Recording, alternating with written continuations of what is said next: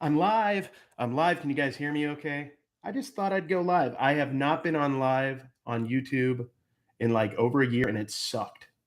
So I'm like, I'm going to try it, see if anybody shows up. I have no idea what I'm doing on a live. If you guys don't know who I am, I'm Carrie, American Arbitrage. Let me see if I can get some people over here from Instagram. Welcome, everybody. I have not done a live here in a long time. Welcome, everybody who shows up. I'm going to share this real quick on Instagram. Let me see how to do this. This initial part of the video, if I end up saving this video, is going to be boring until I start getting questions and stuff. So let me see if I got this going.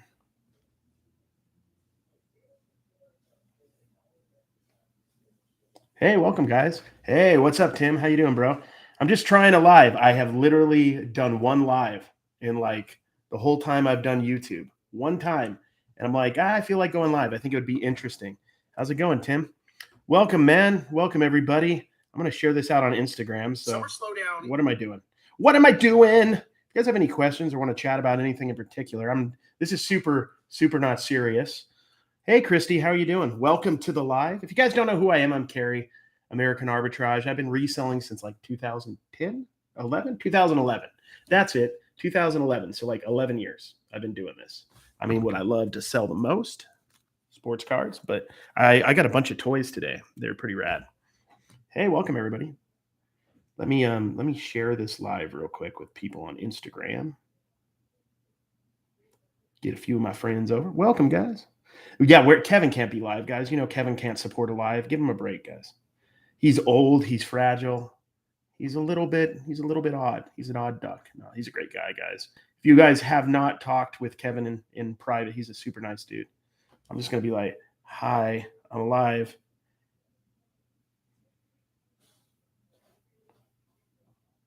Just sharing this with Instagram. See if I can get a few people over. I got 18 people. That's way more than I deserve. Thank you, guys. That's cool. This is not going to be probably the best live in the world. I'm not going to lie, but I'm just kind of testing it out. Live on the tube.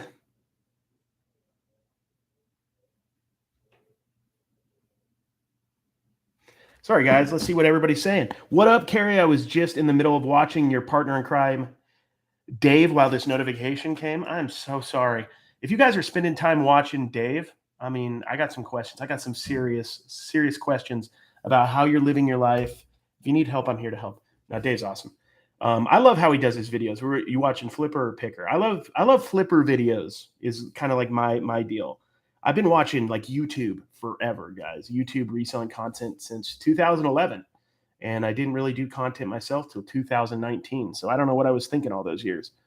Hey, are you going to put your sales on hold for your road trip? Yeah, I think I'm going to have to, or at least this. I think I'm going to do Whatnot because I can travel with Whatnot with my printer and sell stuff as I go. But unfortunately, with eBay, I'm not going to be able to ship stuff unless I could technically shut everything down, but cards and take cards with me. I might do that because why not? If I might as well make a little extra money while I'm gone, you know?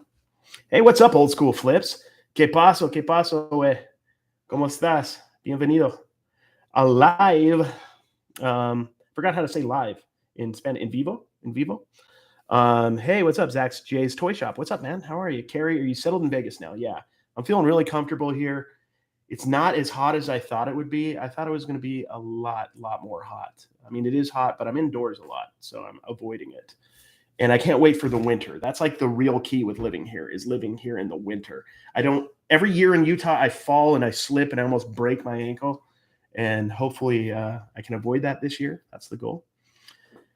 You love Picker and Flipper. I've been trying to watch a little bit more Picker stuff because I do Picker content. I want to see what works and what doesn't. But Flipper stuff is what I personally enjoy, and a lot of sports card videos, honestly.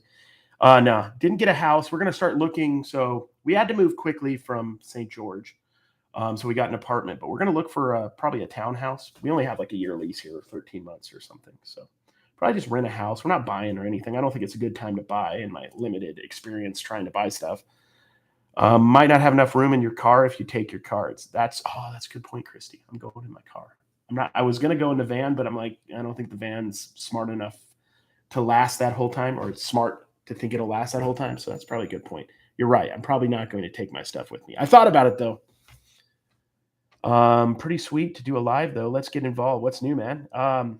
Dude, I've been posting a ton lately. I know in Trash to Cash, it looks like I don't post much at all, but I've been averaging, some days it's 5 or 6, some days it's like 30. I do a lot of cards. Like I just got like a shipment of cards in today, guys.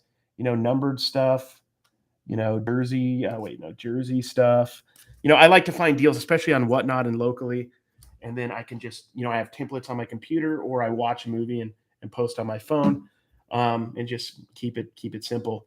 But I'm trying to push myself to do my more classic stuff like toys, collectibles. I've just been really enamored with cards lately. They're so easy to ship. They sell pretty fast if you price them right.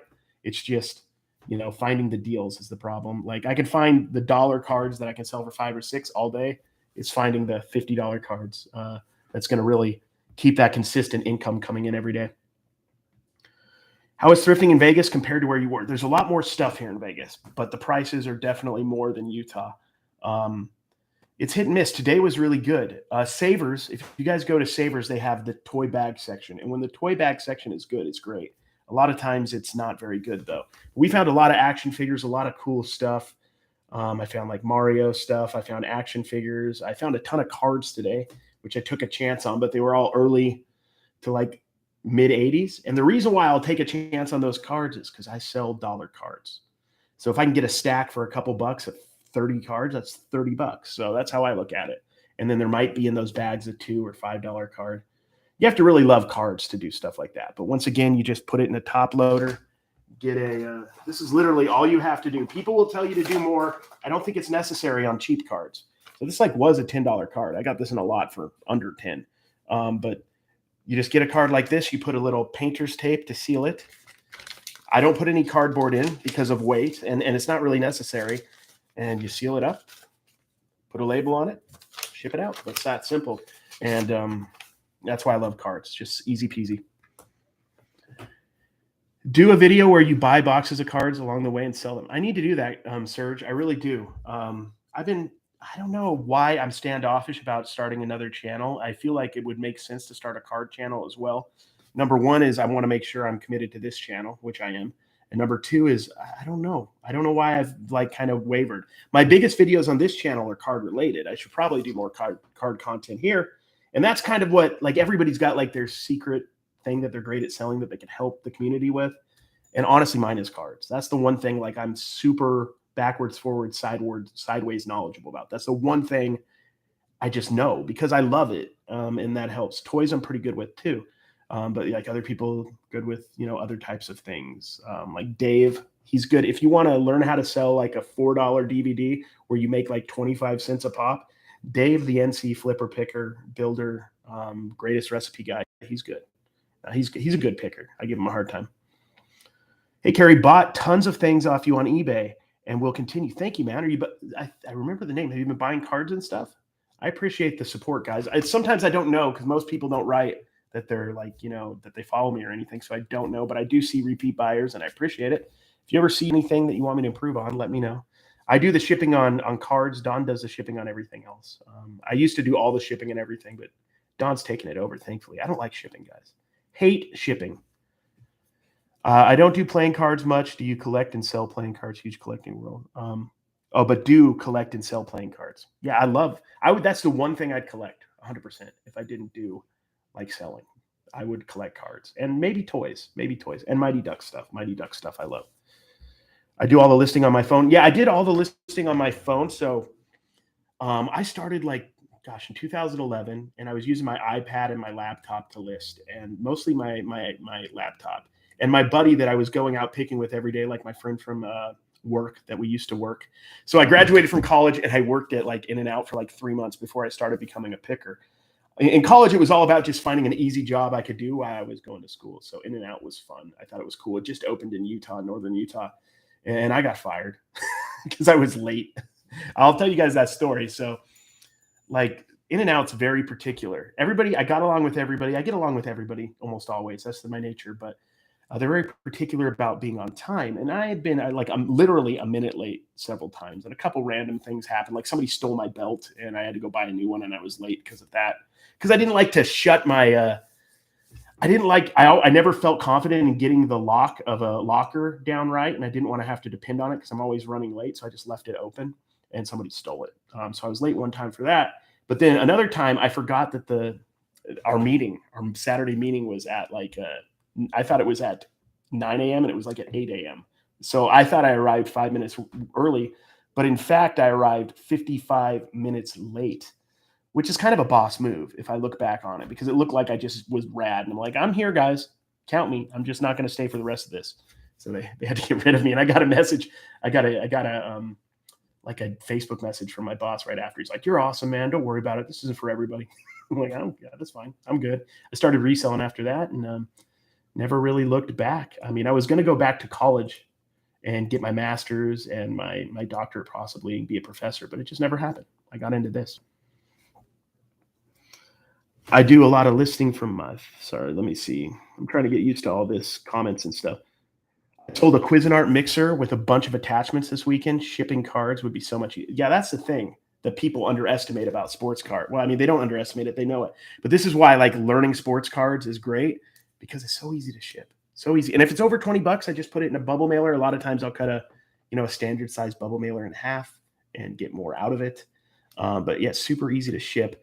That was part of my thing. Like I was watching Osborne to Thrift a lot and getting into doing VCRs and all the Cuisinart kind of stuff. And then I just never wanted to post it, even though it was worth money. And when I had to ship it, I don't know what it is. I hated shipping it. I hate with a passion shipping. Some people love it. And I totally get it. I understand. I get all the satisfaction in the buy and none of it in the sell. When I sell stuff, I even forget I sell stuff sometimes. Like, not that, I mean, I ship it, but sometimes I forget, like, oh yeah, I bought that a long time ago. I don't even care that it sold. I was just excited when I bought it. That's kind of how my nature is. You'd make a great professor or profession. I think I'd be a pretty good professor. I'm pretty laid back, so that could be against my detriment. But when I get passionate about something, I'm pretty thorough. I've always been like that. I've always been able to super hyper focus on one thing. When I was in theater, I was always, believe it or not, you guys might think I wasn't like this, but I was always the first person who was memorized on the script. I was the first one to know my script. And I was what I called a jobber. Like I always outworked everybody. I wasn't the most talented actor, but I got leads in acting and leads in those because I just worked harder than other people. I don't know if I would have been able to do it otherwise. I probably could have if I studied more, but like how to act. But I loved it. I loved all that stuff. You guys have to do a meet up closer to the Midwest. Yeah, I'm going to be driving, like I said, all across the nation. I'm going to be going up through Denver, and then I think through the Midwest, Kansas, St. Louis, Kansas City. I'm sure somewhere in Illinois. I mean, just wherever it gets me to. We're going to be at Crossville, Tennessee is where I'm meeting Kevin and Dave. I think we're going to do a live Trash to Cash. Then I'm going to go, I'd probably hang out with Kevin a few days, maybe. And then I'm going to go up to New York because I've only been once. And Don hasn't been, I think, ever.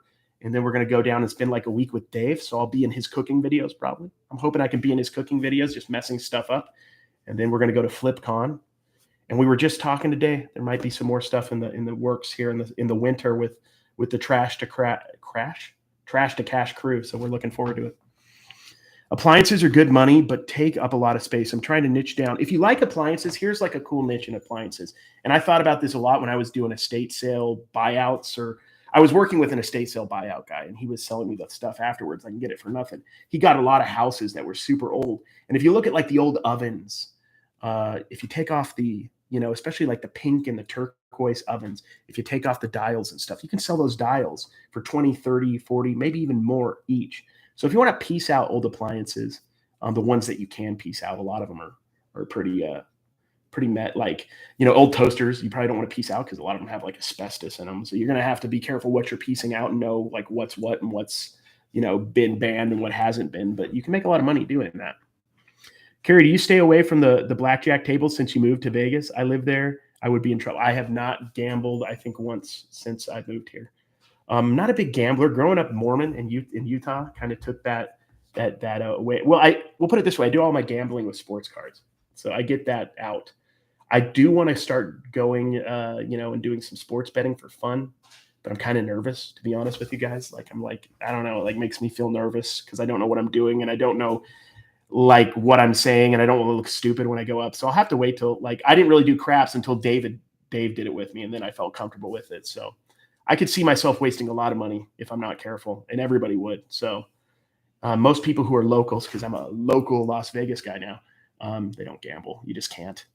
Hey, neighbor, what's up, Sonny? How you doing, man? I was just thinking about seeing if you wanted to go thrifting. I was going to message you one day this week. I was talking to Don about it. Trash to Cash episode, Tina, Blue Ridge Mama, and Don. I agree. I was just saying I want Don to go on it, maybe take my place. And that would be actually really brilliant. I'll tell that to the guys. We got to make sure everybody wants to do it. I know Dawn would because she does videos. I think Blue Ridge Mama would. Tina, they would all be great at it. I would love to see that. I think that would be a really, really smart episode. Give Battlefield Vegas a look. Ooh, what's Battle? Oh, is that the one with the tanks and stuff? Yes. Is it paintball, or like do I get real bullets? Wait, don't demonetize it. It's a joke. I don't want real anything. I want paintball. I'm not much of anything like that. I'm not a paintball or a laser tagger. I'm not into that stuff much, but it'd be fun. Hey, what's up, RB? How are you doing? Would love to see all the ladies on for sure. Hey, what's up, Danny? How you doing, bro? We got 47 people in here. That blows my mind. I did not expect that many people to be in the live. That's so cool. Yo, from St. Rose Parkway. I have to ask, is that in Vegas? Because I don't know everywhere in Vegas yet. I'm still learning Vegas. I'm trying to get off my my maps on my phone as much as possible. When I first started going to school, because I'm in northern Utah, so I was traveling like 35, 40 minutes to go to the University of Utah in downtown, it's in Salt Lake, but in the back towards the mountains. So I would always, it was a different time. It was 20 years ago. What am I saying? But like, I'd always try not to get maps and stuff. I would just try to drive down random streets to learn. So I'm trying to drive down random streets here and kind of learn my way around, and I'm getting lost a lot. So I kind of rely on my maps a ton right now. Oh, in Henderson. Yeah, I went to Henderson. There's a card show there the other day. I went to a card shop on Raiders Way, right by the Raiders practice facility. Yeah, that's like maybe like 20 minutes away. I'm up near Summerlin. Lone Mountain is where I'm at in Vegas. Hey, Alex, how are you doing? Smash that thumb. Yeah, guys, thumbs up, I guess. Literally, I'm thinking about doing this maybe once a week. I'll try to see if I can wrangle Dave in to do them with me. I think he would. I think if I asked him, we could have scheduled one. I just was literally getting back and I'm just going to do a live carry style, no preparation, not even listing. I'm not encouraging you guys to list. You should be listing, but I'm going to list afterwards. I just thought, why not do a live, see how it goes. I asked Matt, part-time picker, about appearing on Trash to Cash, and he said he'd love to, but busy now. He said he loves the channel, though. Yeah, we've talked to Matt a couple times. I think we've been trying to work him into coming on. We do actually have a very big YouTuber coming on the podcast this next week, on Sunday for us and Tuesday for you. I'll give you some hints since there's only a few of you in here. He's a YouTuber. He has he's a guy, so it's a gentleman, and he has over 200,000 followers on YouTube. So he's going to be on our, and he does reselling. So you'll probably be able to guess it. We've already had Harry Tornado on, so it's somebody else similar. Candid is the best method. No, I leave Dave out. Don't let him bring you down. It's weird. I mean, I've done so many lives by myself on TikTok and Instagram. I just never had good internet where I was in Utah. For whatever reason, my house internet, I didn't have good lighting in my house, and the store, I didn't even get internet in because I didn't need it. I probably did, but I didn't. I saved money. I gave you guys a shout out on Flippin' Ain't Easy live yesterday. Trash to Cash is the best. Well, thank you, Biscuit. Biscuit Butt, one of the best names in the business. Go follow Biscuit Butt. Whatever he's doing on his channel is probably epic. Or maybe you're just watching people. I did that for years. Well, listen, I do enjoy Trash to Cash podcast, but I don't hear a lot from you. I try to barge in. I think I've kind of made my niche in the Trash to Cash is the comic relief, and I'm fine with that because that's what I like to do. It's kind of like the one place I can be myself really in reselling, because I don't know, it's kind of fun. I'm a theater kid. It's a chance for me to kind of do something different. And that's what I love. I mean, I've even thought about doing some stand-up here in Vegas, and I'm going to fail. I don't think I'd be that good at stand-up, at least at first. But that's one thing. You only live once. And I would be cool to do stand-up. I would love to be in movies. I know that sounds absurd, but all that stuff I would do if I had the opportunity. I think it'd be cool. I do deadpan humor well. Good. That's good. I'm glad. No, it's me. It's my buddy. Love the hat. I have a Mighty Ducks beanie I gave my grandfather back in the 90s to wear while he was in the nursing home. It's very special to me. Well, that's awesome. I'm glad that your grandpa got that. It's wonderful. Yeah, I'm weird because people will think I'm not like a huge hockey fan, so I can say I like the Kings and the Ducks. I like the Ducks mostly for the movies, and I like the Kings more for hockey because I grew up watching LA Kings games with my brothers. They loved the Kings. And then I kind of got to get into the Golden Knights now that I'm here in Vegas. But as far as fashion, nothing beats this. And just I'm thinking about getting some Mighty Duck posters for my back wall. But knowing me, that'll take me like 6 years before I actually get around and do it. Yeah, you only fall if you don't try. Fail if you don't try. And I'm all for that. If you guys are ever thinking about doing, content creation, I couldn't encourage you more. It's totally, completely changed my life. Now, most of my following is like on TikTok and Instagram and stuff, but it's like changed everything. It's changed everything. I mean, I make a good amount of money doing content, which makes my life a lot easier, allows me to, sell more of what I like, which might not always be the highest end stuff. I'm definitely not the reseller that's going to tell you how to become a millionaire because honestly, I don't know if I have that much interest in being a millionaire. Like, sure, I'll take it, but I like the lifestyle. I can do what I want when I want. I can sell what I enjoy. I don't need a lot of stuff. So that's just how I live, and that's who I am. I think if I did ever become like super rich doing this, it'd probably be through content, not through so much being like the best reseller. That's not me. I'm not the guy that's going to talk numbers with you guys too much. This is not my style. I just be true to myself. Yeah, I've heard about that. TikTok might get banned again. I am thankful this time around. I don't think it will get banned. Number one. Number two, I'm thankful this time around that I have a following because last time they were talking about it getting banned, I think I had about 2,000. I had like 1,800 followers on Instagram and maybe like about the same on YouTube.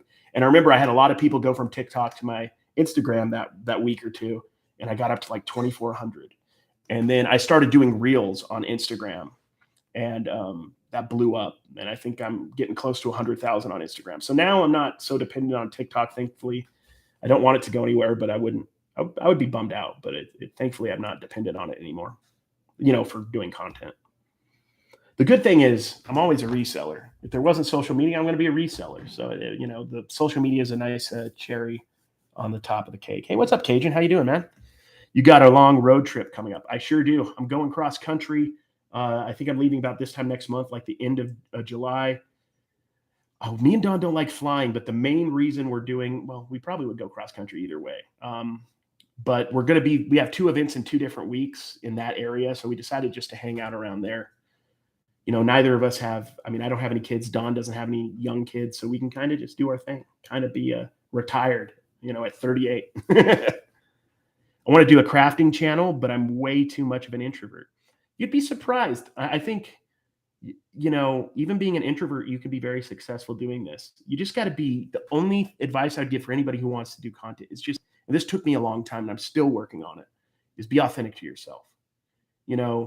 Within reason. You don't want to be too crazy, but be authentic to yourself. If you love crafting, that's a great channel for you because you're going to be passionate about it and people are going to dig it. They're going to find you and they're going to like you. It might be when I first started, I was listening to Gary Vee and he said something like, get started. And I'm pretty sure there's 1,500 people out there for everybody, for whatever you're interested in, something to that effect. And that's really where I thought it would go. Maybe I get 1,500 people who followed what I was doing. And it became a lot more than I anticipated. And I don't 100% get it even, but I appreciate it. It's pretty cool. I did Amazon so much, Jason, back in the day. I'll tell you my Amazon story. There was a time when I met Dawn. We were doing our auction. She was helping me with the auction. She worked at like 4 a.m. So she would oftentimes stay up all night helping me ship after my auction. And there was days where I had 60, 70 Amazon orders. I was doing a lot of Mary Kay and stuff, but I just got sick of Amazon. I swear I went on vacation. Me and Dawn went to San Francisco, hung out for a couple of days. I came back. My Amazon, I think I had turned off or something, and I never reopened it. A perfectly good, ungated Amazon account. I've actually tried to get in it since, and I don't remember any of the passwords. I could sell DVDs. I could sell video games. I could sell it all. I reopened an Amazon like 3-4 years ago, and I got ungated in some stuff, but I just not into it. I don't enjoy it, and that's not the best advice if you want to be make a ton of money doing this. You should probably get into it, but ultimately, if I'm not going to want to do it, I need to focus on what I want to do within reselling. So I kind of cut that out. Occasionally, I'll put stuff on. It's been like over a year, I think, since I have really tried, though. I'm debating going to FlipCon. Well, I mean, there's a little bit of an outlay of cash. It's like the ticket and the flying and everything. I think it's going to be fun, especially as a content creator, to meet other people. I don't want to tell people what to do with their money and everything. I mean, to be honest, I've got a free ticket to go there basically, and I'm driving there. I'm paying for that. So we're thinking about doing something at some point too. So we'll let you guys know about that. But I think it'll be a lot of fun, and I look forward to meeting all the people I don't know. I actually never met in person Kevin. I want to see how small and tiny the man is, to see if we can toss him around like a football or something. But it'll be fun to meet I wasn't sure how I was going to get along with Dave in person, and we got along super well. If you guys followed us on stories and all our videos that we did. So, like my best friend, which is crazy because I never thought about that when I started reselling. I just thought I was going to do content. Maybe I could get monetized, make a little money. That'd be neat. And really the coolest thing, the money's pretty dang cool. But the coolest thing is like all the people you meet and all the interesting people, both like content creators and also just people who have, DM me on Instagram for like years that I just know at this point. It's cool. Enjoy the content. Appreciate what you do. Thanks, Ronald. I appreciate it. I'm going to miss a few people, so I'm sorry if I'm missing your stuff. Yeah, Amazon is great money. I don't disagree with you there. I want to do garage sale videos, but the idea of wearing a camera around and looking like a weirdo makes me want to die inside just a little. RB, push yourself. If you want to do it, that's where it ends. If you want to do it, do it. You feel a little bit awkward because of it, or feel like you want to die inside because you're. Remember, those feelings are like fear, right? Don't let fear overcome your want to. This is like becoming a motivational video. Don't let the fear of doing it. If you don't want to do it because of another reason, like you think it's wrong or whatever, then don't do it. But if it's because of fear, don't let that guide you. I was super nervous the first time I did it. I swear most people don't care. And I kind of want them to care at this point because it's good for the video. If they got up in my face, that'd be dope. That'd be dope. I'd have a hook, guys, and you'd watch. I'm just kidding. But that's honestly, I'm not. That would be cool. But I'm a super laid back Utah Mormon boy. That's how I grew up. So I'm not very abrasive. I learned a lot about being a little bit more tough from Don, honestly. Don doesn't take any crap from anybody, and I've gotten much better at it over the years. Yeah, Dave gets along with everybody. Kevin is like 67 feet tall. Yeah. I've been working hard creating YouTube content since we last went to the flea market. The info you shared with me and the possibilities is lit a fire in me. I appreciate your encouragement, Carrie. Now, Sonny, you may not know this. I watched, I think, your last 1 or 2 videos, and it's inspired me to focus more on my YouTube. So I've watched you. Art is really good at his editing too. I loved what you did on a lot of your editing with the niche lady when you guys went to the flea market. I liked when you did like the up angle. Lots of stuff I liked from your video, dude. Seriously, you're no doubt going to go somewhere, and you're going to continue to grow if you're just consistent. Same with me on YouTube. If I was more consistent, I would be a lot further along. But for whatever reason, I've always struggled being consistent on YouTube. TikTok, I've been super consistent. Instagram, I'm trying to post on Pinterest now again because apparently you can get paid on Pinterest. So I'm trying to get that. Like, so you guys know, when you do this, you can get paid everywhere. I get paid on YouTube. I get paid on Instagram. I get paid from Facebook, on it, and TikTok. I make more on Facebook right now, and so do a lot of people, than even YouTube. For me, I have a small YouTube channel, so there's a lot of cool possibilities with content creation. And at FlipCon, that's like the panel I'm going to be on, is social media and how to grow your social media. They at first put me on the optimization panel, and I was thinking to myself, yeah, no. I'm not the optimization guy. I'm not the guy to tell you how to do that. That might be Daily Refinement or somebody else who's really good at that. I'm the social media guy. I'm the whatever I am, but I'm not that. Wear a sweaty headband and the possibilities are endless. So John, that video was bombing so bad. I just changed it to sweaty headband just to see if it would make any difference, just for fun. Dave, I think, mentioned talk about put something from one of your stories on there. I'm probably messing with my YouTube algorithm pretty hard right now, doing some shorts, doing my garage sale videos, but I'm just going to do what I want. I'm fully committed to just doing it this way and seeing what happens, because at least it's fun and creative this way. And if it grows, which I think it will, thanks in large part to the fact that Kevin and Dave and other people are my friends and they'll shout me out. I'll just be myself, see how it goes. I met Dave and Kevin. Now I need to meet you in person. Are you going to be at a FlipCon, dude? Or are you going to be at the, what is it, the 127? I'm going to be all in that area, dude. So I'm sure I'll meet you in August. I'm sure I'm going to meet a lot of people as I'm driving around because I'm literally going everywhere. Hey, Ivan, I finally sent that hat to Dave. Has he sent it to you yet? I sent that hat like 3 weeks ago, just so you know. Kevin is like 7 inches tall.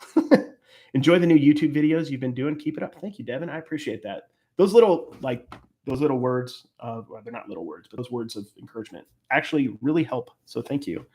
I appreciate it. Did you drive your i8 to the lagoon today? No, I drove my Lamborghini Diablo to the river to pick up. Actually, I was dropped off. It was an Uber. It was like an Uber, like deluxe. And I was dropped off to my van down by the river. So, which is nice. It's a good time of year to be down by the river. Yeah, we give a lot of crap for that. It just feels disingenuous. I think that's why, just to be honest. I'm going to get myself in trouble. Do you make more from social media or reselling? Oh, that's not a bad question at all. Depends on the month. Some months it's definitely social media. When I get my whatnot videos rolling, but then if you think of like the profit of what I make, I probably do make more from social media, honestly. Because like if you factor in what I'm paying for stuff, I could easily make more doing, I think, reselling if I just focused on doing the bigger stuff more. So I have the capability, and everybody does. But the social media is huge. It's a huge opportunity for everybody. It's like a gold mine right now out there. What's in August? So in August, I'm going to the 127 at the start of August with Kevin and Dave. We'll be doing some videos. Kevin said I'm allowed to be in one video, so that's very nice of him. And then we're gonna go. Then I'm gonna go travel around. I got some friends, like people I've met on Instagram. I'm gonna probably hang out with a buddy in New Jersey, New York, and then gonna go stay at Dave's for like a week or something. Go to Universal Studios with him. See if he can get on the rides. I don't know if he can get on any of the rides there, to be honest, but it should be fun. Don't forget to remember the fourth quarter. John, thank you guys. If you're not getting your fourth quarter supplies, go ahead and, if you liked it, take my like off my video, and then just shut this down. I'm going to lose everybody right now, and go get your supplies, guys, because fourth quarter is pretty much almost here. And I'm not talking about this fourth quarter. I'm talking about the next fourth quarter. If you haven't started preparing for this fourth quarter, it's over. It's done. Don't bother. But the next one, you still have a few moments. I actually lost 4 people. You guys are funny. Yes, there's the Reseller Boss Reseller Remix in October. I'll be getting my tickets once they become available this Friday. Right on. Yeah, that's at, where is it? Like in Fremont Street and stuff? Yeah, I don't know a lot more of the people here in Vegas that are setting it up. But I know a few people. I don't know a lot of the people at the Boss Reseller Remix other than Mikey, like offhand. I know Mikey pretty well. Just bought my FlipCon ticket today, made hotel reservations too. Awesome, Hanford. I look forward to meeting you there. Yeah, just go up and say hi to everybody. I'm going to do it too. I'm thankfully been pretty blessed in my life to be fairly, I don't know if I'm outgoing as much as I can be outgoing when I need to be. So I'm just going to go up to everybody, shake everybody's hands, be super social, and just relax. You don't have to be nervous. Everybody wants to get to know each other. Everybody wants to have a good time. So just go be yourself, have fun, shake hands, meet people, go to the panels, learn a little bit of stuff at there or Boss Reseller Remix, wherever you're going, and enjoy. Have a good time. Has Prep H reached out to you yet to start an exclusive sponsorship with Trash to Cash? Man, it's going to happen. We're going to make Tux or Prep H happen at some point. It's just got to happen at this point. It's just got to. Please, if you're listening, Prep H, Gertrude or Ferdinand, whoever is in charge of Preparation H, whatever lineage of family that owns that for the last 200 years, just get a hold of us. We don't need much money, just a tiny bit of money. And we'll mention you casually in jest a few times per episode. Do you have a budget you work with when you go outsourcing? Not really, to be honest with you guys. I mean, I know what I can spend and what I can't. I don't have like a set in stone budget. If I find a good deal, I'll figure out a way to get the money. That's how we've always been, unless it's like super, super expensive. But yeah, it's kind of like a deals-based business, though. So you have to have money or a budget. Dawn just asked. I'm live, Dawn. She asked if I was live. Yeah, it's like it's a business where you got to make your money in the buys. So it's good to have a surplus of money you're not touching. So when you find that epic video game score or Disney, statue score, whatever it is, you have the money to actually give them cash and get the stuff. So I don't like to say I have a budget per se, but I mean I have what I have in my bank account, and then after that, I guess I'm screwed. Hey, what's up, London? How are you doing? Carrie, which social media platform would you recommend starting out on? Blue, I would start out on all of them at once. I know that sounds overwhelming. You don't necessarily have to focus on one more than. Let me see when I started, I did YouTube, TikTok, and Instagram. I would start on those three at the same time. And then you don't have to necessarily put a ton of content on the ones you're not as into at first, but I would start them all at once, get your name out there, start them all at once. And then the cool thing right now with like the short form stuff that I do that you guys know me for on TikTok is you can put the short form video if you're editing it off app, which I do. I use InShot. You could put it on, like today, this is what I did. I put my video on TikTok. I put my video on Instagram. I put my video on Facebook Reels, and I put my video on Pinterest, 4 different places. Same video, same one piece of work. And then Instagram, I love. Instagram's probably my favorite for the stories, because I love the stories. That's for the people who are like really, I guess, know you or want to know you or want to, because I could just goof off in those, and I can be serious. I can, when I find something interesting that might not be worth a TikTok video, I can just talk about it real quick. I can go through my cards that I buy because I know that's not interesting for everybody. So it's just in my stories. Then after 24 hours, it's gone and nobody ever has to worry about it again. So there's some method to it. I believe so. Near Fremont, 400 seats, going to be a lot of resellers and content creators. Dope. I'll have to look into it, man. Fourth quarter 2023 is right around. You're so right. John, you and me think alike, man. Carrie, which social media would you? Yeah, sorry, I answered that. Hi, sandwich. There's a sandwich person here. Score of Avon bottles. Yeah, if you see good Avon bottles, which don't exist, if you did see valuable ones, I would cash it all out. I would take all your stocks out. I would get your 401k cashed out. I would borrow some money if possible. Stay away from Avon, guys, is what I'm saying. Don't get Avon bottles. They're not worth anything. I wish they were. There is one chest set of Avon bottles that if you had the whole set, theoretically, it might, after a while, sell for like over $100. But unless it was like free, I don't think I'd even bother. And plus shipping that would be hell. So there's that. Do you make money off stories? Off stories, so I'll get ad requests from businesses, and stories are part of those ad requests. Oftentimes, like I'll give them like 4 TikTok videos, 4 Instagram Reels, 4 stories. Like when I did Flip, a lot of people did Flip. If you guys remember, did ads for Flip. Part of my deal was doing, stories. And the cool thing about stories, when you start getting ads, if you grow your social media, is you could do a direct link to whatever you're selling. A direct link to this website. Like I recently did one for eBay, but they didn't want a story. They just wanted a reel and a TikTok. That's insane, guys. When I started doing this, I never thought I'd do an ad for eBay. I don't think it gets in this area of what we're doing. I don't think it gets any bigger than eBay. It doesn't. It's pretty dope. I refuse to download TikTok. I would never get anything. Christy, that's a very good point. That's a fair point. TikTok is addicting. And me and Don spend a lot of time on TikTok, probably more than we should. So I'll put it this way. If you want to do social media, you should. It's a business thing. Like you want to learn TikTok. If you're not going to really do social media much, then don't bother. I wouldn't download it at all, if that makes sense.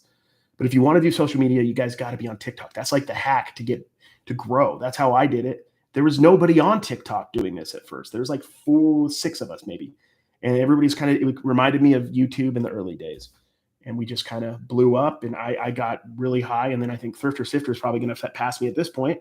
But there's a few of us who really blew up, and I don't even know why. There was a demand and there wasn't enough people filling the demand. And then once you're in the algorithm, you're in the algorithm. The Beanie Babies, yes. A Beanie Baby / Avon haul would be the ideal one. Is eBay the best site for selling sports cards? I like eBay. eBay is the best overall site for selling sports cards. Whatnot is amazing for selling sports cards. ComC, where you can send your cards in, pay a small fee per card, and they can sell them for you on eBay. There's definitely some places you can sell cards effectively outside. Mercari, if you're really, really focused. But eBay is the king by far for sports cards. It's just really the only problem with eBay is just focusing enough to post enough. Because I literally have thousands of cards. I have 100 items a day I could post for the next year, probably, if I focused on my cards. A lot of them would be dollar cards, but they sell. And people, when they buy dollar cards, oftentimes buy $10 cards, and then they come back and they're repeat buyers. So it's all part of the method of the madness. Pickup foundation, we're using it like butter. See, I'm an idiot, and I keep turning down these people because I don't use the product. I need to shut up and take the money. Yeah, I mean, look, I wouldn't do an ad for like a company I don't think is a decent fit for people. Now, I will do ads for companies that I think will help people, but I don't necessarily do. Like I did a scanning a book one. I don't really do that. I tried it a little bit. I'm not into it, but I do know that people can make money from doing it. I'm 100% certain of that. So I don't have any problem with telling people about it because a lot of people don't know about it. Flip's awesome. I haven't used it a ton, but Flip legitimately is awesome. It's absolutely free. It's like a no-brainer. Of course, you're telling me I can go tell people about using a free thing. I mean, they don't even have to spend money.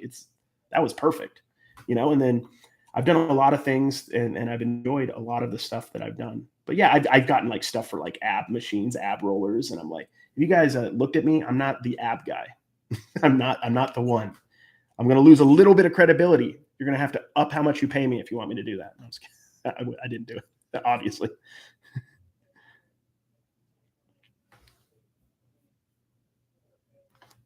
Look at social media as free advertising. It really is, guys. When I first started, I think me and Dawn have been pretty good at social media for a while. I didn't really think about it back then. We got a Facebook page up to 25,000 people for our business, and Dawn's Insta got up to about 10,000, but we actually spent money for that. I don't think I spent a dime on anything. I've been paid, but I haven't spent a dime building any of this stuff up, which is cool. Back in the day, that's what the beauty of like Reels. Reels is a hack. The short form videos will grow.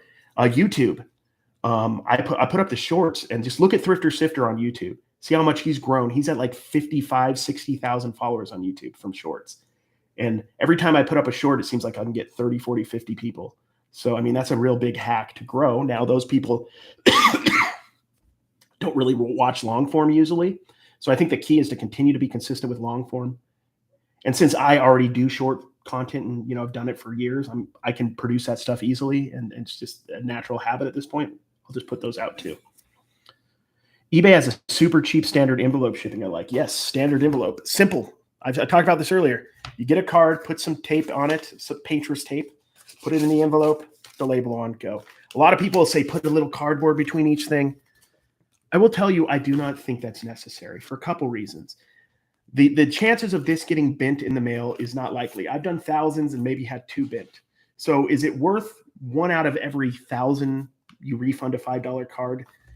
Is it worth it? In my opinion, yes, because all the time it takes to cut out that cardboard to prevent it, which might not even prevent it, to be honest, it's not worth it. It's cost averages or whatever. I don't know about. That's not my field, but that's how I do it. Sorry if I'm missing some of you guys. Just picked up a Shohei Ohtani rookie card. Awesome, Tom. Shohei is amazing. A lot of waste on TikTok, but also a lot of informative channels too. You just got to weed out the trash. The cool thing about TikTok is if you focus on positive stuff, you'll get it. Because TikTok is an algorithm based on what you watch. So if you see something that's negative or something you're not digging, swipe that quick. Swipe it quick, and then you won't be fed that. They're going to feed you the stuff that you want. So that helps a lot. But just like anything in life, the yin and yang, television, there's good and bad. YouTube, there's good and bad. Reselling, there's good resellers, bad resellers. There's a yin and yang in everything. Just focus on the positive, and you'll be, better off, I would say. eBay has you and Dave need to check out Gilstrap TV. If you haven't already, you would appreciate the humor as I do. It's not a reselling channel, but hysterical. Kevin wouldn't approve. So win-win. I'll check it out, man.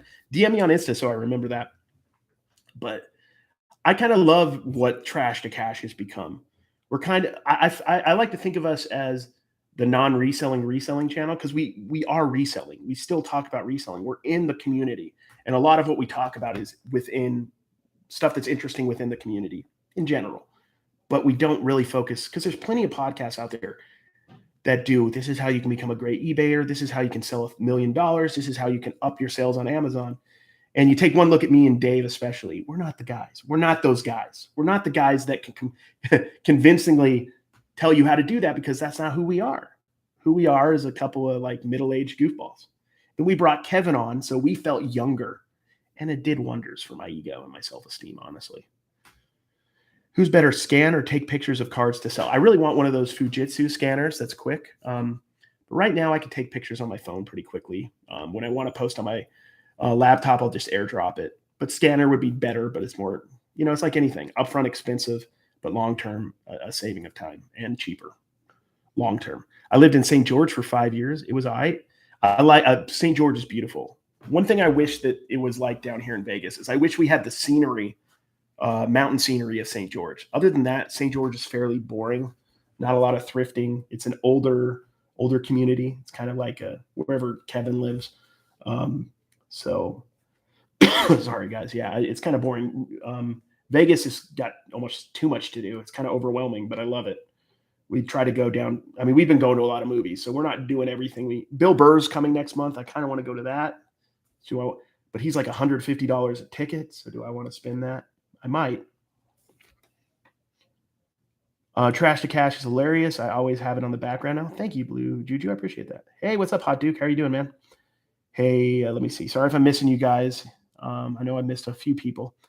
Hey, have to jet 5 a.m. comes quick in the Eastern area. Have a great evening. Have a good one, Tim. Get some rest, man. I worked in electronics at Sears in college. It was commission based, and companies would sometimes give a bonus called a spiff. Yes, I remember those. I've done some sales in the past. The TV brand, which spiff was always the best TV we had to offer. Nice. I've done some sales stuff. I mean, I'm okay at it, but I don't really love it. There's parts of it I like, and there's parts of it I just don't want to depend on it to eat. There was like a nice base pay plus spiffs and some extras, it'd be okay. Dave would get a lot more done if he didn't drag his ladder around his garage for 5 miles a day or talk to a camera. Because you got to remember, this guy is working full time, coming home, doing a cooking video a lot lately. Then he's doing like one of his, he's editing sometimes 4 or 5 videos at night. That dude works hard. When he's tired, he's not joking. He works hard. He always seems to find time to call me and just make fun of me. So I appreciate that. No, he doesn't make fun of me. He's a good dude. Hanging in there. Good to see you. Enjoy you and the missus. Yes, I got to get Dawn to come in here. Let's see if I can get Dawn to come in and say it. She probably won't. Let me see. Hey, Dawn, come in and say hi. She's probably ignoring me. We'll see if we can get her in here. I think that'd be awesome at some point if I do like weekly lives to do them with Dawn. She's more shy than me. I heard her phone. We'll see if she comes in. Dave will get a lot more done if you didn't. Yeah, that's just, sorry. I already read that. What does Dawn do? So Dawn, before, like about a year ago, she was full-time doing plumbing and pipe fitting for the union up in Utah. She was making good money too, like a ton. And she quit, and now she does this full-time. So she posts, she ships, she does a lot of the whatnot background stuff. She does most of the shipping. I taught her how to do eBay, which, I mean, like, she didn't really list a lot on eBay back in the day when I first met her. So I kind of reminded her how to do it because she hadn't done it in a long time. So she's been posting on eBay a lot lately. Hey, Dawn. Okay, wait, I'm going to see if I can get her.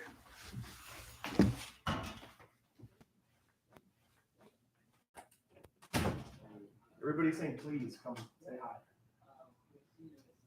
She doesn't have her hair done. And she's cooking.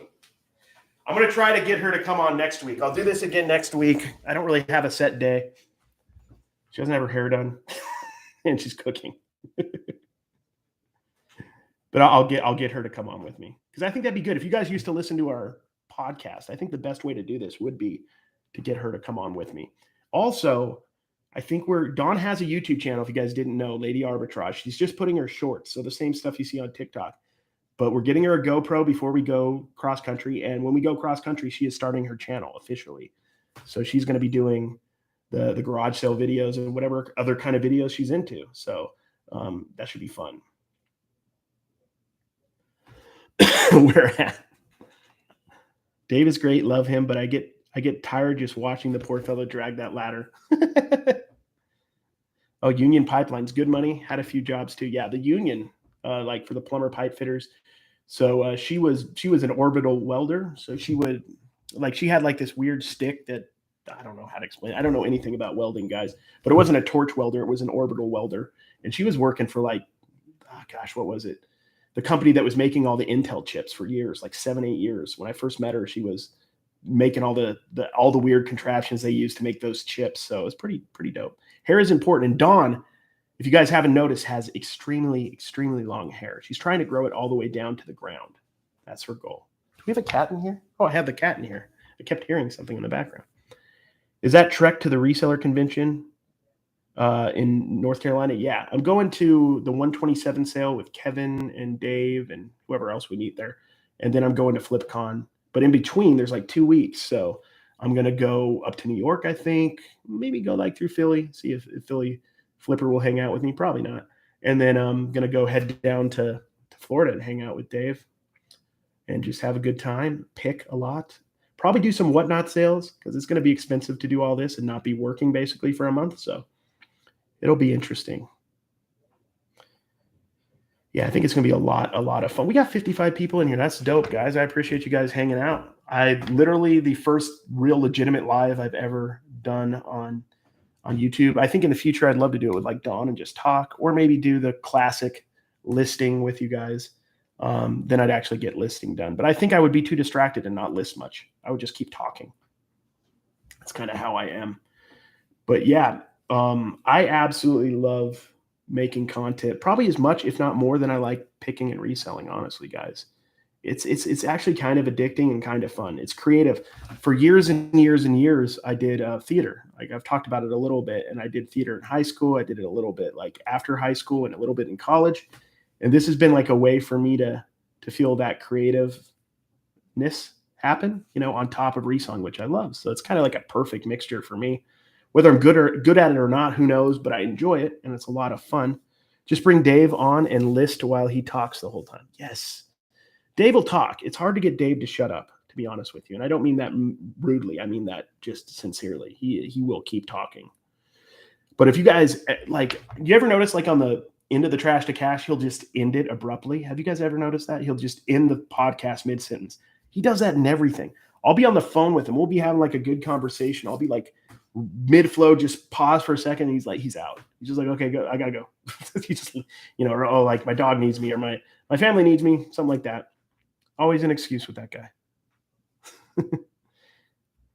Carrie, do you think eBay should pivot to provide similar Whatnot services? That's a good question. Whatnot is doing live, eBay is doing live. They're starting out with some card people. I'm a little bit skeptical about eBay Live for several reasons. Can they get you paid like Whatnot can? Meaning like the people get automatically charged, and if they don't pay, you see it right away, and then you can rerun the item, right? Are they going to have that system? Because they don't have it for their regular website, right? They don't have any way for people apparently to pay immediately like any other business. So that's a big deal. Also, from what I found, everybody who copies the originator typically is some denomination down of a knockoff that isn't quite as good as the original. I don't think they're going to be as good as Whatnot. I don't think they're going to. The only thing they have, not the only thing, but the major thing they have in their favor is they have the user base. Now, will the user base be interested?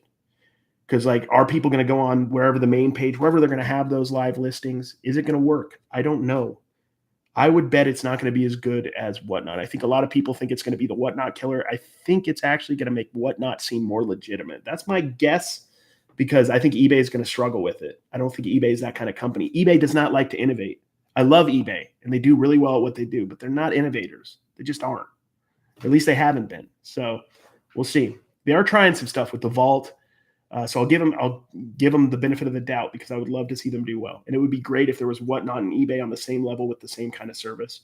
That'd be dope. For like sports cards, if you guys didn't know, there's Loop, Loupe. That's pretty much Whatnot for sports cards. So there's a couple decent sites for sports card selling. Dave is a big talker, that's for sure. Hello, please remember to hit the like button. Thank you. I appreciate that, guys. We got 40 likes. I really appreciate that. I remember the live eBay auction. Did they used to have like live auctions beyond just the 7-day auctions that they still do? eBay will find a way to screw it up. Exactly, Cajun. That's really what I'm saying, is eBay will find a way to mess it up. Make something that shouldn't be so technically hard. Like paying. Everybody's got it down. Every reselling service has payment down. Sure, they got other issues. Maybe they don't have the draw, the amount of people following, whatever. Poshmark's got its own issues, but they do know how to get payment. And the fact that eBay doesn't, it makes zero sense to me. I understand the culture started a certain way like almost 30 years ago now, but just change. You made everybody go to managed payments. You did all this. I think they will get it, but it shouldn't have taken this long. It's 2022. It's 2022. What are they doing? I love it when Kevin tries to control the times of the podcast. Well, he should be like the teacher of the Cheech and Chong album, Sister Elephant LMAO. Here's the thing about Kevin. Like, if you guys don't know this, like in the reselling world, you look at people and they're kind of caricatures, right? Everybody kind of, like, I know I'm the goofy guy. I'm the guy that tells jokes, right? But I mean, we're more than that. And Kevin, I mean, honestly, we play our parts. We know kind of how we're perceived, right? And Kevin plays that up. I mean, Kevin's not really that serious about the time. I think he is a little bit, but that comes from a real thing, but I think he exaggerates it because it's fun or funny. We all do that. Like, we exaggerate stuff because it's funny. We'll kind of get in with, we'll make little fun digs at people just for fun because it's funny. We're not really typically very serious. And like Kevin, the money thing, he is that way a little bit with the money. He is very particular, but he's not that bad.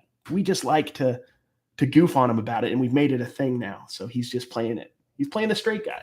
We're a comedy show, 2 comedians and a straight guy. The guy who just takes the brunt of all the comic jokes. Carrie, you and Dave need to do a cooking channel together, instant classic. I want to definitely, if he'll let me do an episode with him. I don't know if I want to mess up his algorithm, whatever he's got going there, though. But I'd love to be like a taste tester, just come in, like a little Easter egg for those of you guys who follow him, that follow me. But I'm hoping he's getting some people in like the cooking community, which I think he is, that don't even know who I am or he is outside of the cooking channel. So I would love to goof off, but I don't want to screw up anything he's got going. How has the change in shipping and whatnot changed your success? That's a great question. Cards are simpler. Cards are cheaper now. A little more upfront, I think. Well, no, actually, it's the same. It's like $4 up front, but each additional card's like 50 cents, or each additional lot. So, I mean, I'll get an additional lot, a stack of cards for 50 cents, which is insanely cheap. So for cards, it's improved. For the bigger items, which I've done a lot of auctions on, I've had to change how I do it. I've been doing like the pick any 2 item auctions, like the squares, and you could pick 2 squares, because I want to make sure I don't get $1. Right? I'm starting everything at $1, but my goal is to make sure I don't get $1. If I get $1, it's fine. You get a great deal, but I'm going to lose money, right? So I try to make sure that I can keep it under £1, 2 items, any 2 items on my table that are like under £1, so it's worth it shipping wise, and make it a good enough deal that they pay more money. So that's how I've kind of adjusted. I've tried to give a little bit more value, but still stay under that £1. Because once you're dealing with something over £1, it's got to be great, It's got to be a great item, or people are going to bake in what they pay. They're going to pay. So like if they pay $1, but shipping's $8 and they're paying $9 for that item, that might be what it's worth, but you're only making 59 cents, right? So you got to make sure it's worth a bit more than that. Do an episode and hold it until next year on April Fool's Day. That's not a bad idea. I believe Kevin is not the guy who can't laugh at the word. He acts like he does because of his, no, I think he's just playing. I think he can, I don't think he's doing it because his followers. I don't think his followers really care if he laughs at fart, but I think he's playing up, it's wholesome, because he is a wholesome, good guy. He is. He's the guy, like I think we were talking about it in a chat today. Like, I'm probably the potty mouth in the group. I'm the one who actually swears a little. I never swear really on camera, but in person, I try to be, which is funny because I'm the Mormon kid. But like in normal life, I swear a little bit, just naturally. But like I'm pretty cognizant of who I'm around and who wouldn't appreciate it, so I don't. But yeah, so most of us are pretty we're pretty straight-laced guys, honestly. And Kevin's a good dude, but yeah, he plays up the fart thing because it's funny. He plays that up like, oh, he can't be a part of it. He was a teacher for 20 years. He's heard it all. And we also enjoy trying to make him squirm a little, with his image, which he has a great image and he deserves it because he is that guy. He's a great dude.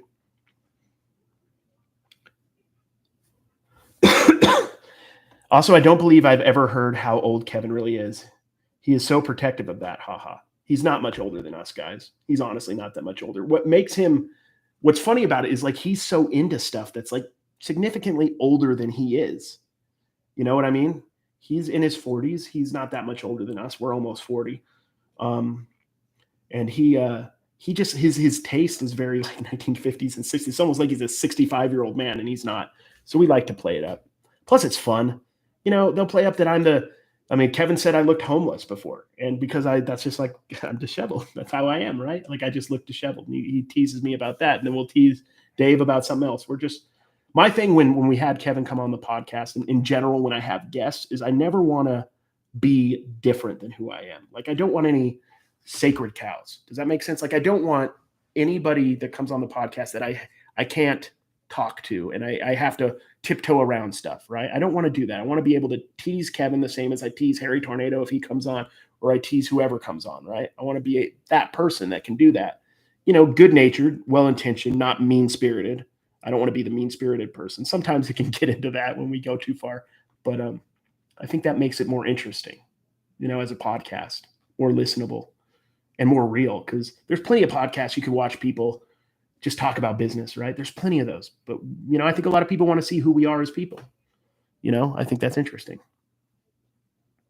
He's an old soul. He is. I'm still afraid to reach into Kevin's pocket. Kevin has his stickers in his backpack, I think. Feeling great. Just got a negative feedback on a $199 card. I know it can derail you, but just ignore them. Ignore negative feedback coming from the guy. I mean, I get a few every year at least. It's going to happen no matter what you do. Feedback's always like a negative experience like that. Feedback is always an opportunity to have a positive spin on it. So go in and address that feedback in the reply and just say what happened, or that you're sorry to hear that. And you'll make sure to make it up to them if they'd like, and then people are going to read that and go, oh, he seems cool. He has one negative or she has one negative, but they addressed it and it seemed like a normal thing. Also, I don't think people really look at feedback anymore on eBay unless it's like terrible, like a 70 or something. And then they'd be like, okay, that's weird. The three of you have great chemistry. Don't change who you are. Thank you. I appreciate that. Are the 80s and 90s sports cars worth anything? I heard they were overproduced. Yes, they're overproduced. If you watch my Instagram today, I bought a bunch of them. And realistically, economically, business-wise, probably not the best purchase. But I'm going to sell a lot of those at $1 when I get around to them. Plus, I enjoy opening them up. I can afford to, I guess, do that. And there was enough, like I left a lot of cards too. There was enough early 80s stuff that I thought I'm going to take a little bit of a chance on it. I'd probably be surprised if it's super profitable, but I enjoy it. But yeah, 80s and 90s is fairly overproduced in general, but there's a lot of exceptions. There's a lot of nuance to sports cards. Okay, 80s baseball, 87-ish on, fairly overproduced, even 86 on. Basketball, you get 1986 basketball. That's Michael Jordan's rookie card. So yes, pick those up, but you're not going to see those very often cheap. Does that make sense? Football, football in the late 80s is really good. Early 80s is really good. Basketball, late 90s is good. Late 90s baseball, not so good. So there's a lot of nuance. Certain brands are better than others. I'm fairly well versed in it because I literally have collected since I was 7 in 1990. So I know these because I lived it. So if you have specific questions, I'm always happy to help you guys on Instagram. You want to send pictures, I can help you out that way. But besides that, you have to be super passionate about cards, like be super into it, and just realize it's a university and it's like a doctorate. It's like an 8-year school, to really feel proficient in what you're doing. But it's worth it. It's like one of the number one selling things in the world, especially on eBay. You each bring so much to your videos. You make me and my husband laugh so much. Thank you, Kathy. Each week, Trash to Cash gets better and better. Oh, thank you. We appreciate that. We truly do. I mean, you have one picture where you actually look. It's true. I do. Dawn sent them that picture where I look crazy. She even showed me at first, a little inside baseball. Like I'm sending it to them. I'm like, yes, do it. It's hilarious. The more funny pictures of me, the better. Dave took that picture because I was doing the, instead of being in front of my i8, I took a cool picture in front of my beat up van, looking like I was rad. And then Dave took that picture and then put me on a toilet and then put it on the thumbnail. So it's the kind of friends I have,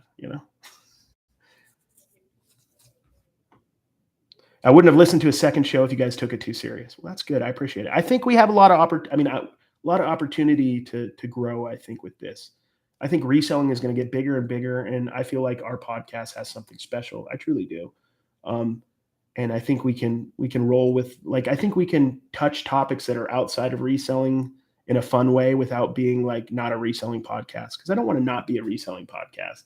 And I think we can all talk shop. We all know how to resell to a certain degree. So, Dave, not so much, but I love watching.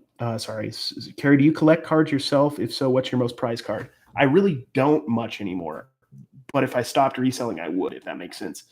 I don't know if you guys feel this when you go out picking. Like I get a lot of my shopping urges and desires to go out and shop as a human being. That rush from picking. So once I get done with that, I'm not like much of a person who wants to put a card on display. I do collect, and when I collect, and when I think about collecting, there's a couple people I kind of hold on to, and I don't really organize it. I'm not super into it, even though I kind of collect them. But one thing that I like is like the more obscure and like things that matter to me. Like I love Sharif Abdul-Rahim cards. He was not the biggest star in the 90s. He was like the third pick in the year Kobe Bryant was drafted. 20 point per game guy. I just thought he was an interesting guy. Didn't know much about him. And I just, as a kid, just thought he was cool. So I just started collecting him. Now, like when I think about collecting, I don't want Tom Brady autographs, Kobe Bryant autographs. What I want is I want to get like all the busts, all the people who got drafted in the NFL and the NBA who ended up sucking. I want to go get an Achilles Smith autograph. I want to start collecting Ryan Leaf cards. Like that's how my brain is. I want to collect weird stuff, obscure stuff that I can get really rare stuff of and not pay a lot of money. And that means something to me. I'd be, what is this? Late 80s, early 90s, the worst for sports. I usually don't bother picking through for the few cards that are worth $2. I use them for packing material. Yeah, that's a bad idea. I just like selling those kind of cards, or I wouldn't. I'd be much better sports card seller if it wasn't for the fact that I haven't watched any sort of sports games since 1994. I don't watch a lot of sports at all. I just watch a lot of videos on sports cards. I kind of like got myself to sit down and watch a little bit of the NBA finals and stuff. So now my cat is looking outside. She used to be a cat that would go outside a lot, but now that we're in an apartment, we can't really let her go outside. So she'll just look outside. I feel bad. we tried to get her like a little cat leash harness thing. She doesn't like it. The best friends are the kinds that would Photoshop you onto a toilet. That RB, that should be like, if anybody wants to make merch for me that says that, I will cut you in the profits. That's brilliant. Love your podcast. The dynamics are awesome. Came to the podcast from Commonwealth and now watch Insta as well as NC Builder. Y'all give me the nerdy PhD researcher and escape. That's awesome. I think that's valuable. I think not everything in reselling has to be numbers and selling. I know that sounds stupid, but like, not all reselling has to be about selling. It's like about the culture. It's about our community. It's about the people, which are us. And the cat's going to run all. He might run in front of the camera here in a sec. What's the best kind? Yeah, it is the best kind of friends. But Dave turned out like I met Dave and Kevin the same way. I think Kevin got a hold of me first because of TikTok. So I was doing really well on TikTok. And Kevin, if you know anything about Kevin, I mean, this is Kevin's superpower. He is always on top of it, and he always wants to grow. He always wants to do new things, and he doesn't rest on his laurels. A lot of YouTubers, a lot of eBayers, a lot of people in general get good at something, get really good, and make good money on it, right? And then come on. She's going to run everywhere. She's a good cat, though. And then they just rest in their laurels, and they're happy with that. And Kevin was like killing it on YouTube. And he got a hold of me and wanted to learn how to do TikTok. So I helped him, gave him some advice, transactional, baby. And then he helped me with my YouTube a bit. And then, I always wanted, like when I met Kevin and then I think Dave, I think it might've been something to do with Kevin. I forgot. I think he introduced me to Dave, and then me and Dave got along really, really well, 'cause we're like the same age. We knew all the same quotes, pretty quickly. But my goal was whenever I meet people like this that are honestly more successful than me, I don't want it to be like sure, we're going to gain from each other. That's good. But like, I want to be friends. I want to like, actually, if I stop doing this, I want to still be friends with Kevin. If I stop doing this, I'll still be friends with Dave. That's more important to me. I spent a lot of my life being really good at making friends. I've always been good at that, but I've not been the best at keeping friends, to be honest. Like I've just been a flake most of my life. Can you guess that? I've been a flake. It seems like that makes sense, right? So this is becoming like a confessional since I'm by myself. I spent most of my life being a flake. So I've really wanted to improve that in my life and not be a bad friend, and be a friend somebody could have for forever, right? And that's been important to me. Love your podcast. Oh, wait, sorry. My wife found you on TikTok and turned me on to you. Well, that's awesome. I appreciate that. How did you and Dave link up? Yeah, so it was like that. I think Kevin let Dave know about me, and then Dave wanted to learn more about TikTok too. Dave, Dave always loves a project, and Dave, we just hit it off. I think, gosh, it might have been like within a month we started the podcast. We didn't really even know each other that well, and we started the podcast, and like that's always been what I've been good at. I've been good at getting along with people. I think it has to do with the fact that my parents were so much older. Like I'm the youngest. I have an adopted little sister, but I'm the youngest of my parents basically. And I have I'm 38, but I have siblings. Hey Don, say hi. Hi. I have siblings that are I have a sister that's 62. My brothers are all like 13, 15, 18 years older than me. So I always was had to, I don't know, I always was in adult events as a kid. I was just around a lot of adults. So I learned how to, I think, get along, speak and get along with people. I don't know. Do you still have any of the Xena stuff? Yeah, I still got a lot of that Xena stuff. Most of the good stuff is gone. I think almost all the autos are gone, given away or sold. But I've made a good profit on that. I got hooked up. It's about connections in this business. I have a guy and I have several videos here on YouTube about it. But I have that guy who does estate sale buyouts, and I go and buy from him. And he knew I'd want that. He didn't want to deal with it. I think he gave it all to me for $75, which was a steal. I think I made more than that on one card. And I haven't been back to Utah in a month, but when I go back up, I think he has stuff saved for me. Last time I talked to him, he's got hats and cards and stuff saved for me. So every time I go up, I'll go see him and buy some stuff from him. And, he's a good friend. He's wanting to start TikTok and YouTube, but he hasn't done it yet. So you might be seeing him soon. Great dude. Let's see. Sorry. Did I miss anything? Well, I appreciate you guys all hanging out with me. If you guys got any more questions, I'll be happy to answer or just talk about whatever. I have an artificial leg, huge advantage at garage sales. The people always load my stuff for me since I can't carry anything. That is an advantage. We all have advantages, different things, That's awesome. I don't know, that came out wrong. That's a good way to look at it, though. It's an advantage. Don's dad actually has one leg, too. He had a diabetic thing. And so that's a lot of times we have to go up and help him because of that issue. Let's hit up the DI next time you're in Utah. Yeah, Devin, just let me know which one, dude. We'll go. I should be up in Utah sometime in July. Definitely when I'm going cross country, but I'm hoping to go before because my mom, every time I talk to her, wants me to go back up today. She misses me. So, I need to go back up and hit all the DIs. And I miss Utah, to be honest with you guys. I definitely miss you. I love being here. I want to be here, but I miss Utah. Utah is like home. But this hopefully will be home too in time. Prank call Kevin. Oh man, I should. He doesn't even know I'm live probably. I don't know. You guys, are you ready for the profanity? There's a lot of it. Losing the leg forced me into full-time reselling, and I'm doing great now. Want to start my own proper channel soon. Do it. Let this be the sign for you, Tiger of Happiness. Go do it. You can do it. If I can do it, this dude, you can do it. You can definitely do it. And I think just be yourself. Tell your story.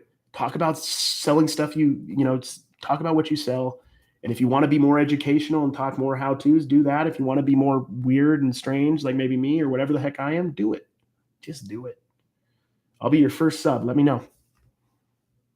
Going to see Elvis at your suggestion. Didn't think it would be good because that guy looks nothing like him, but excited to see it now. So me and Dave had a discussion about Elvis yesterday. He did not like it. And I kind of get where he's coming from. I'm also easily swayed, I think. But no, I loved Elvis for a few reasons. The acting was amazing. The acting in Elvis was superb, especially from the guy who played Elvis. At times I thought it was Elvis. That's how good it was. I don't know what it was. Tom Hanks was weird. That character was weird. It's Baz Luhrmann, so it's very theatrical and odd in how they film it. It takes a little getting used to for that. It's sad.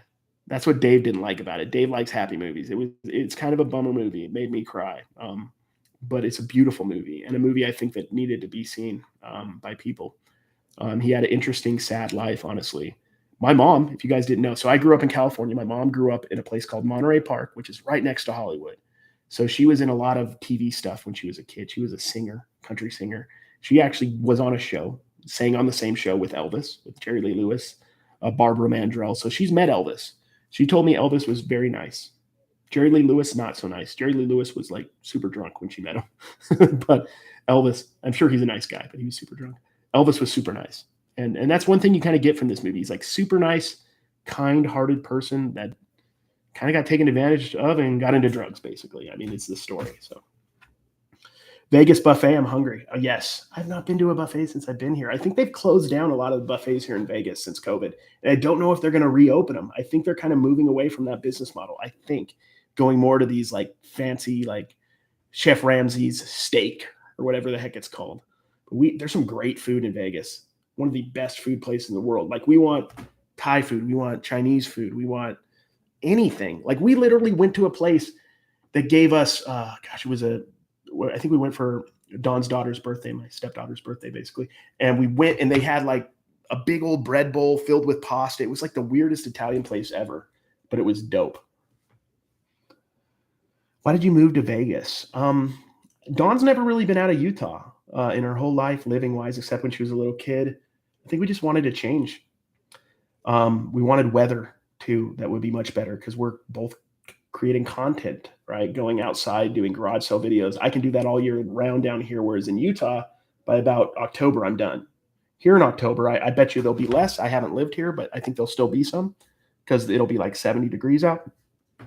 And I don't like the weather in Utah. Outside of that, Utah's beautiful. The people are wonderful overall. But other than that, Vegas is more exciting, more stuff to do. I got a football team now. I think we're going to get a baseball team soon. I'm still a diehard Jazz fan, but if we get a basketball team, I'm going to be into that. So I like that. Bubble Boy. Yes, American Bubble Boy, guys. They're not paying me for this, but go check them out. For all the times I probably prevented somebody on Trash to Cash from signing up, go to one of our Trash to Cash links. I have one. I should probably put it in. Just use the Trash to Cash one if you can find it. Go buy some bubble wrap. Honestly, great service, like super fast. I have yet to use it, to be completely honest. But you should, because it seems like a great service, and other people I know that I trust use it. How did you end up in Utah from California? So yeah, early 90s, 94. I mean, we're Mormon, so that probably had something to do with it. I think they just wanted my mom wanted, I think, be around mountains and the trees and be in Utah. It's kind of like a Mormon thing. There was a lot of California people moving up to Utah in the 90s. And I didn't like Utah at first. I missed California. I loved the snow at first. Utah is kind of like California, except less traffic and just more Mormons, and in general, Mormons are very friendly. So, have you hooked up with Mikey, Danny, or Tiffany yet? I have. Mikey went to our Trash to Cash meetup. Tiffany and Danny, I don't think so. Is Danny's the niche lady, right? And then Tiffany's Thrifting Vegas. I haven't met those two. Sonny, I've gone thrifting with Sonny several times. He was here earlier. I've met Art. I've met most of the people, but I've only really hung out with Sonny. I need to get to know more people. There's a lot of people here in Vegas that resell. Lots. There was in Utah too, but it's like, I don't know. It's all in one city here. In Utah, they're spread out. You can still meet up, but it's more spread out.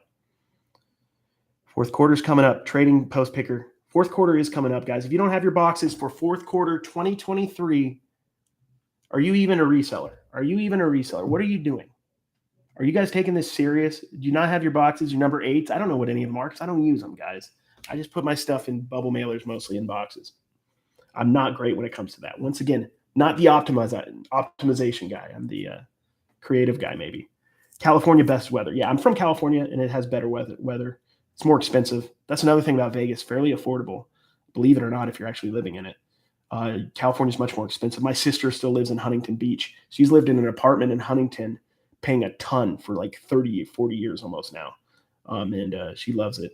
I haven't been down to visit her in years, though, but I love California. Every time I go back to California, to this day, it still feels, I don't know how to explain it. Utah feels like home, but it feels like something internal, like I'm from there. Does that make sense? Do you ever go back to where you're like from?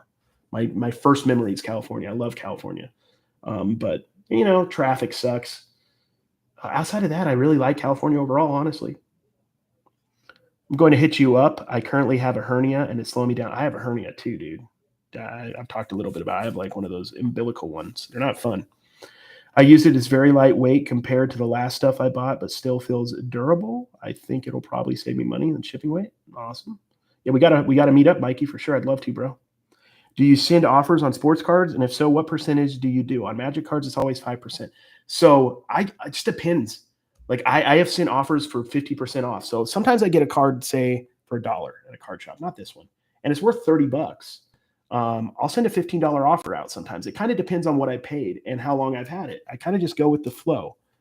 I'm not the guy that has like set plans, set rules. I just kind of go with the feeling. I'm like, I haven't had many sales today, or I'd like some money to come in.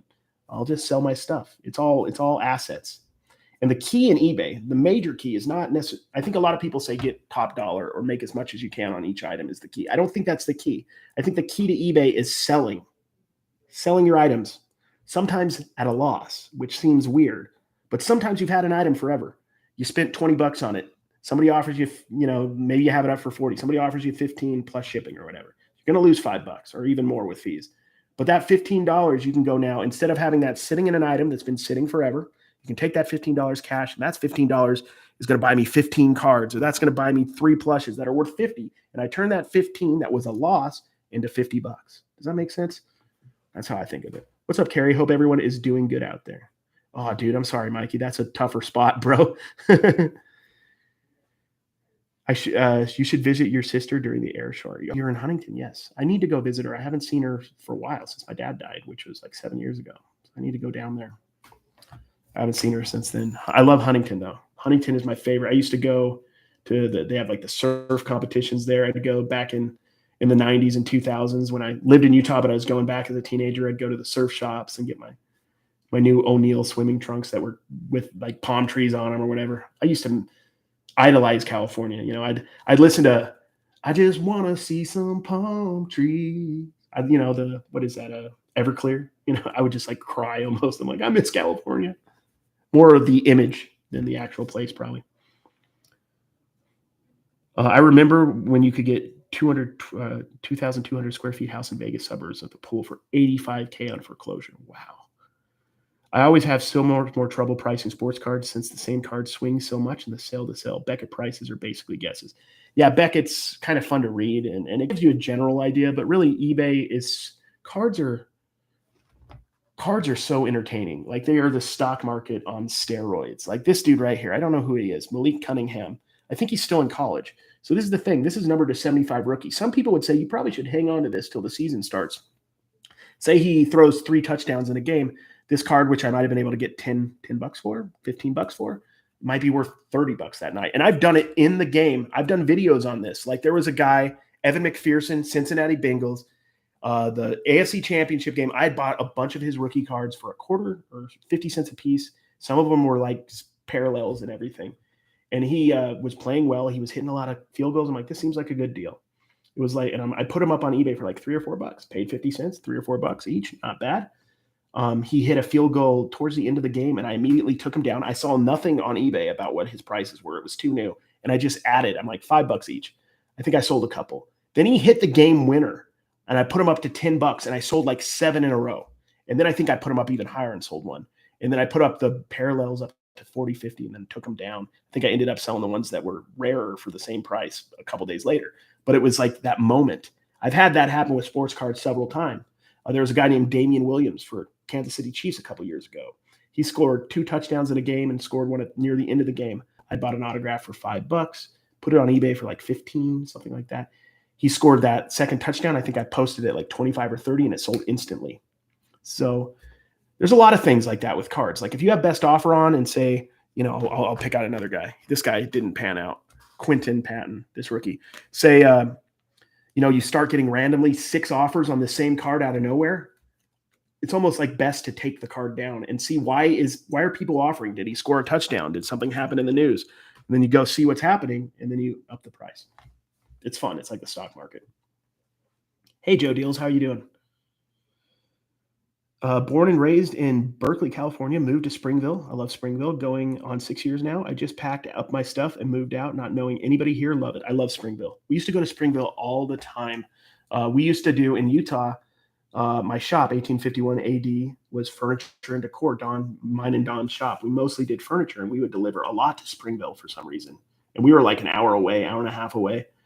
Springville used to have a Hoagie Yogi that had a teriyaki stick restaurant. I love like teriyaki chicken bowls. It's silly and random, but I used to eat at that place every time I drop by. And you guys have a newer DI that's we've done good at in the past. Surgery coming soon. I agree on the loss thing, or take a cheap sale and keep the day going. Well, good luck on the surgery. I'm probably going to have to be there.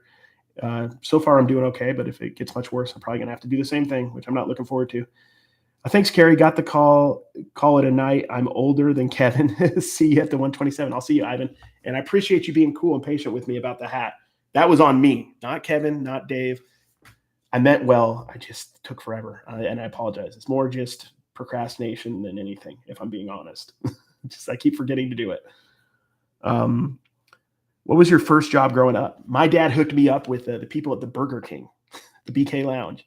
So I don't know why me and my dad always went to Burger King as a kid to get a soda, and we'd sit there and talk because I had a great dad. And we sit there and talk, and my dad is like me in this sense. Like, he was friendly with everybody and super talkative, super nice. Everybody loved my dad, much better than me in most facets of life. I love my dad so much, but he would talk to everybody, and he got to know the manager, and we basically had a deal worked out before I was 16 to work there. I'm a terrible worker, guys. I'm terrible. I'm good with people, but I'm bad with the things that make me good are the things that make me bad.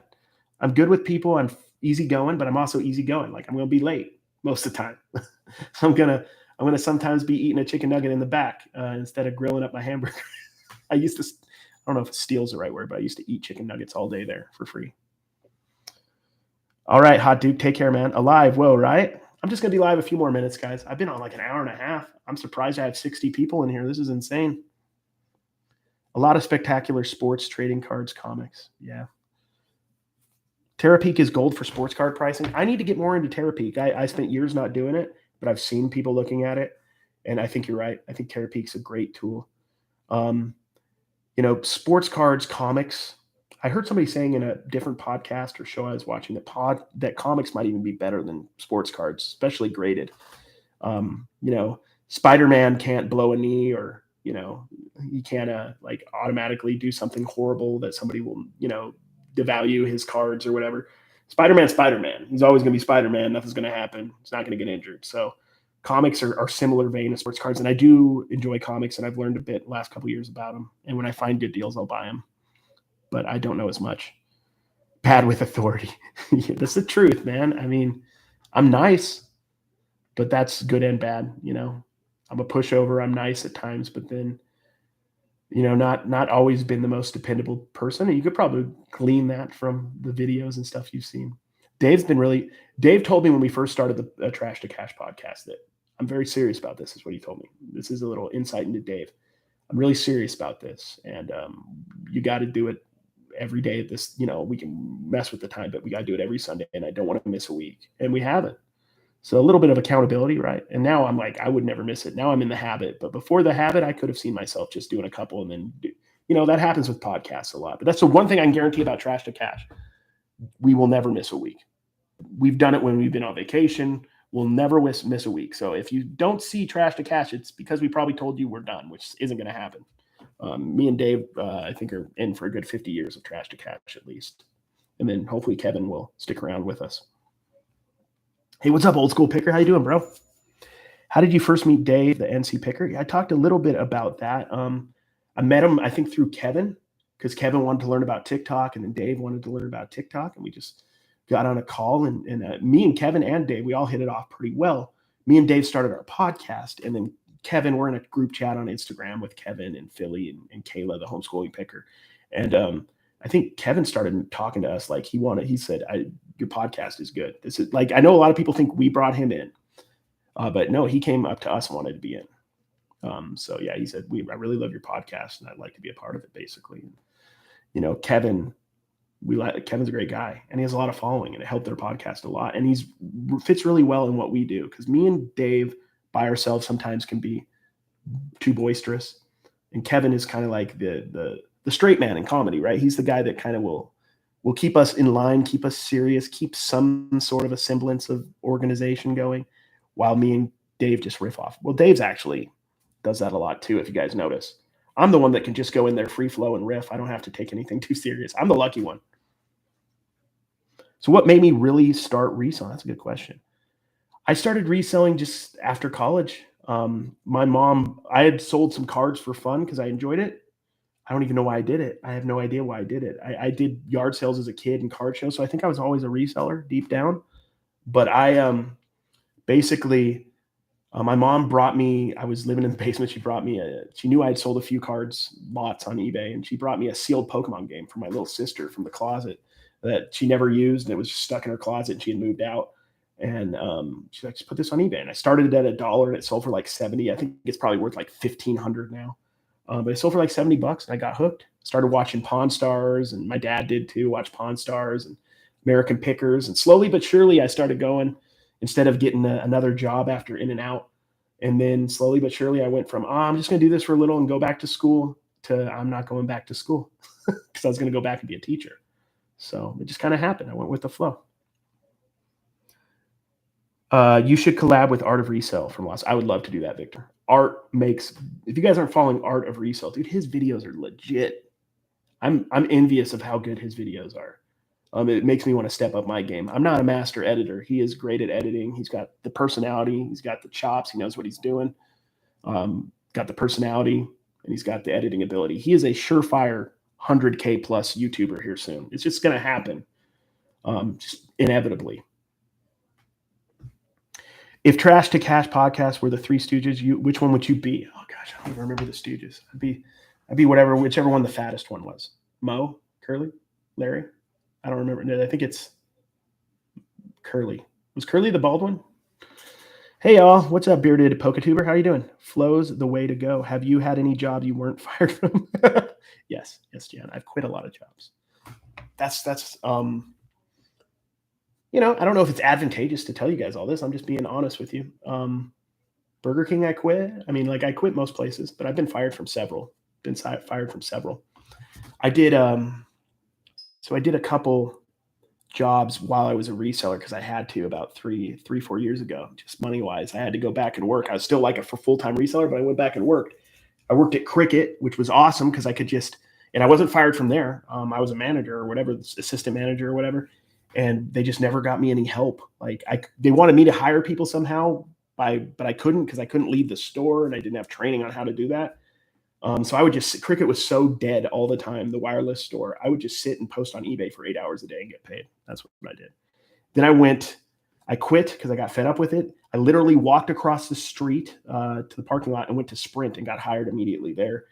Worked my way up to assistant manager, became great friends with my people there. I'm still lifelong friends with a lot of those people. We would just goof off and have fun.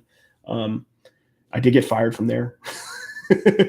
They were getting rid of a lot of people. And a couple times somebody had stolen a phone and I didn't notice it. I don't know why. I wasn't worrying about people stealing. I don't know. I just wasn't thinking. So that was their excuse. I really think it was more, they weren't having the economy or whatever. I think it was more, I was the scapegoat for the GM politics. And then I did a couple other jobs after that. But yeah. Larry was the sensitive, artistic one. Curly was the fat, boisterous one. I'll take either of those. He's definitely Curly. Thank you. I appreciate that. Kevin is definitely Mo. I sold an MJ rookie card when I was 16 to buy myself a 1979 Chevy Love pickup. It was baby blue and rust. Stupid me. Did you love that? Did you love that car though? Does it give you some good memories? You got to think of things that way. It's one thing with selling sports cards. Don't be too hard, or anything in that matter. You can't be too hard on yourself for not knowing the future. If we had known the future, we'd all be billionaires right now, guys. We'd all have, we would have got rid of Bitcoin a little earlier, but we would have all had Bitcoin, bet on sports games, all sorts of stuff. But you can't know the future. Nobody does. I don't think you did anything wrong. MJ rookie cards are, if they're graded well, going for a lot of money. Honestly, I feel like they're fairly overrated. And I think a lot of people in the sports card business think cards are going to go up and up and up, and they might, some of them. But I think a lot of them are inflated because of the thought that they're going to go up and up and up. Does that make sense? Like a Mickey Mantle card's, whatever, $2 million, because people think that's what it's worth. But in reality, it might not be worth that much. I think that's going to happen with a lot of, especially mid-tier guys. And I watch a lot of sports card like YouTube and stuff, and a lot of people are like, buy the greats, buy Michael Jordan, buy buy Tom Brady, all these guys. And here's the problem: I think they will probably go up, most of them or some of them over time, but you also have to remember the prices are getting inflated right now. People are buying them. So my play always with sports cards is I deal with the unwanted. I deal with the boxes and boxes of dollar, quarter, 50 cent, 10 cent cards that are worth $2, that are worth $5, that are worth 10, that they're charging me 50 cents or a dollar for, and they're not putting in the work. Not saying they should, but they're just not interested in doing that work. And I can find those cards till the end of time, recession proof, because not many people want to do that. That's why I think reselling is somewhat recession proof. In a bad economy, people are going to buy online more looking for deals. Great. In a good economy, people are spending more money. Great. Either way, we make money. Kevin is a shimp. That one that came in after they were established. Was that like one of the? Yeah, I think I vaguely remember that. Favorite job you had before reselling full time? That's a great question. Favorite job. I really liked my jobs. I did have a cool job, to be honest.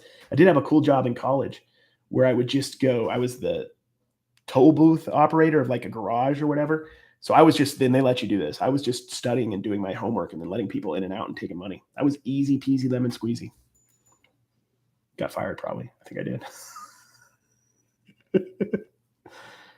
Oh man, I'm giving myself a bad name. I own a 1993 Jeep Grand Wagoneer Rust. Dude, I had a Jeep Grand Cherokee when I was 16. I got to drive it for like the last month of my mom's lease, and I loved it. That was my favorite car ever. My first car was a 1966 Ford Fairlane. My dad loved classic cars. I wasn't so into cars. He got me that, red, needed some work. It was a couple $1,000s. First week, I crashed it, messed up the fender. We had to get a new fender. And it was green. So I basically drove a Christmas car because it had a green fender red. And I remember like an idiot, I used to drive to work on the freeway like 90 miles per hour in that big old, boat of a car. I was not the smartest. I was pretty reckless. A little bit late, Rob, but I'm here, man. I'll be here for a few more minutes, man. What's your opinion on eBay doing the thing with taxes now that we have to confirm it as income? That's a good question, Kai. My thought on that is if you're a reseller, you got to do that anyway. I never understood the magic that somehow you have to pay taxes after $600. There is the rule. I think that you could say that under six, I think there might be laws. I don't want to talk much about tax laws where it could be considered like not technically taxable because it's like not a side hustle at that point. I don't know the legalities of that. But if you're a reseller worth your weight in salt, or if you're taking this anyway serious, you're going to make more than $600. So you always needed to pay your taxes on that. If you weren't filing, technically, you weren't paying your taxes on stuff you were supposed to pay taxes on, right? So it's the same thing. If you've been doing it, it's the same thing I've always done. I was filing before the 20,000 or on Mercari because I never made 20,000 on Mercari. I made 3,000. I claimed it. I made 3,000. Here's my deductions. What do I owe? So it changed a lot of people. I think a lot of people stopped reselling, but I don't think they were that serious. And I think it's a silly reason not to resell because if you want to make money reselling, it's a job, right? There's taxes involved. Whether you like taxes or not, it's another question. I don't think anybody does. I don't either. But yeah, I think you just deal with the cards that are dealt, and you should have, if you were doing it for thousands of dollars, you probably should have always been paying. Those cards don't tend to make money for the card stores. When I worked, there are only a few people who knew how to pick them, and it wasn't worth the labor. Yeah, Tiger, I think that's a very good point. You're right on that. Since I don't have a shop and I'm not selling boxes and I'm not doing other things, I'm in a different position than them. But you're right. If you have, it's not worth the labor for those. Yeah, I agree. And that's why there's always going to be dollar boxes. I've been to card shops who, like, if you have a card, in my opinion, like over $20-$30, that should be on eBay if you're in a card shop, and you should have a sticker on it. And then if it sells, you take it off. It's because it's got the sticker that says it's on eBay. That's how I would do it. But you're right. The dollar cards aren't worth their time. And they got people like me who will come in and buy them. You're right. But for somebody like me that enjoys finding those deals, it's something I enjoy. Yeah. That's a very good point, though. I'll give you that. It's very good. Taxes do suck. Hi, Cindy. How are you? There's only two constants in this life, death and taxes. Yes. And I think People are a lot more serious about taxes, like the government at least. I think my only complaint is that someone sells the like one thing a year or occasionally on eBay, and that one item sells for over 600. That's what's frustrating. Yeah, I mean, technically, you got to pay taxes on it. I don't know, that's just kind of like this silly thing, but I think most of the people it's affecting is the people who are resellers who probably weren't reporting, who are doing $10,000 or $15,000 a year. Just report it, pay your tax. You should have write-offs if you're serious, and you're probably not making that much money profit anyway. So, um, glad you're doing well. That's awesome. I saw a picture of you and your daughter out. That was awesome. I'm glad she's doing better. Which is the best place to have a card graded? I mean, PSA is the gold label, the gold standard right now. PSA for sure. I'm not a grader, guys. I'm not into. I don't think most cards need to be graded. I don't think it's. You pull a low numbered autographed Trevor Lawrence, sure, go get that graded. But you pull most cards shouldn't. I don't think need to be graded because it's too cost prohibitive. The way it was a couple years ago when you could send cards in at $10 a pop, then you could put in cards that are, $40-$50 if they grade a 9 or 10, then that'd be worth it. But like a lot of people in the card business say we're in the junk slab era instead of the junk card wax era of the 90s. There's like, you can get a lot of PSA graded cards for like under $10 of people who may end up being good, and it costs them $20 to grade it or 15 or 10 to grade it. So I think if you're into graded, personally, I would be buying graded cards on eBay. And I also I'm not really playing the card game where I'm buying cards and sitting on them and hoping they go up. I'm playing the card game where I find a card that's undervalued. I'm a picker, right? I find a card that's undervalued. I go look and see its worth. Or honestly, most of these cards I don't even look up. I just know. That shouldn't be $1.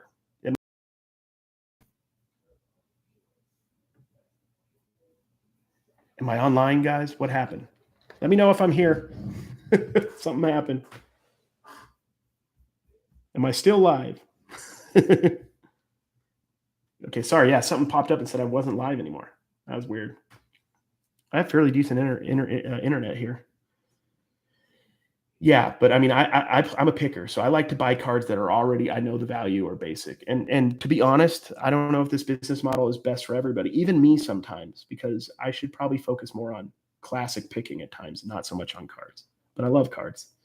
And knick-knack, low-end selling is kind of my jam. That's what I enjoy. I have no idea why. To be honest, I don't get it. Very live. Awesome. It glitched for a second. You're breathing. Yes, I'm alive, Jan. Thank you, guys. Hopefully this is somewhat interesting. I'm by myself. I didn't know if I could run a live and be somewhat interesting by myself here. What's your favorite sports card to pick up and sell? Which sport? Gosh, it kind of, for me, I don't know if anybody's like a sports fan. It's very cyclical with what I'm into. Right now, it's probably football. Probably football. I think football is the strongest card market at the moment. Baseball might be the biggest. Basketball could be hotter at times, but I think football is the most steady I've found lately. So I like football. I like them all though. I mean, I will sell. I like presidential cards. I like selling cards of Elvis. I like Star Wars cards. I like cards of Game of Thrones. I don't care if it's on a card. I like it. I don't know why. How long have you and Dawn been together? Have you ever considered marriage? Yeah, we've considered marriage. We'll probably do it at some point. We're probably common law at this point. We've been together since 2014. So we got together in February of 2014. So 8 years. We've been together 8 years. I'm sure we'll get married at some point. We'll make it a big event, which means we'll just go to the Dawn's not into that either. I'll probably just go to the courthouse, get her done that way.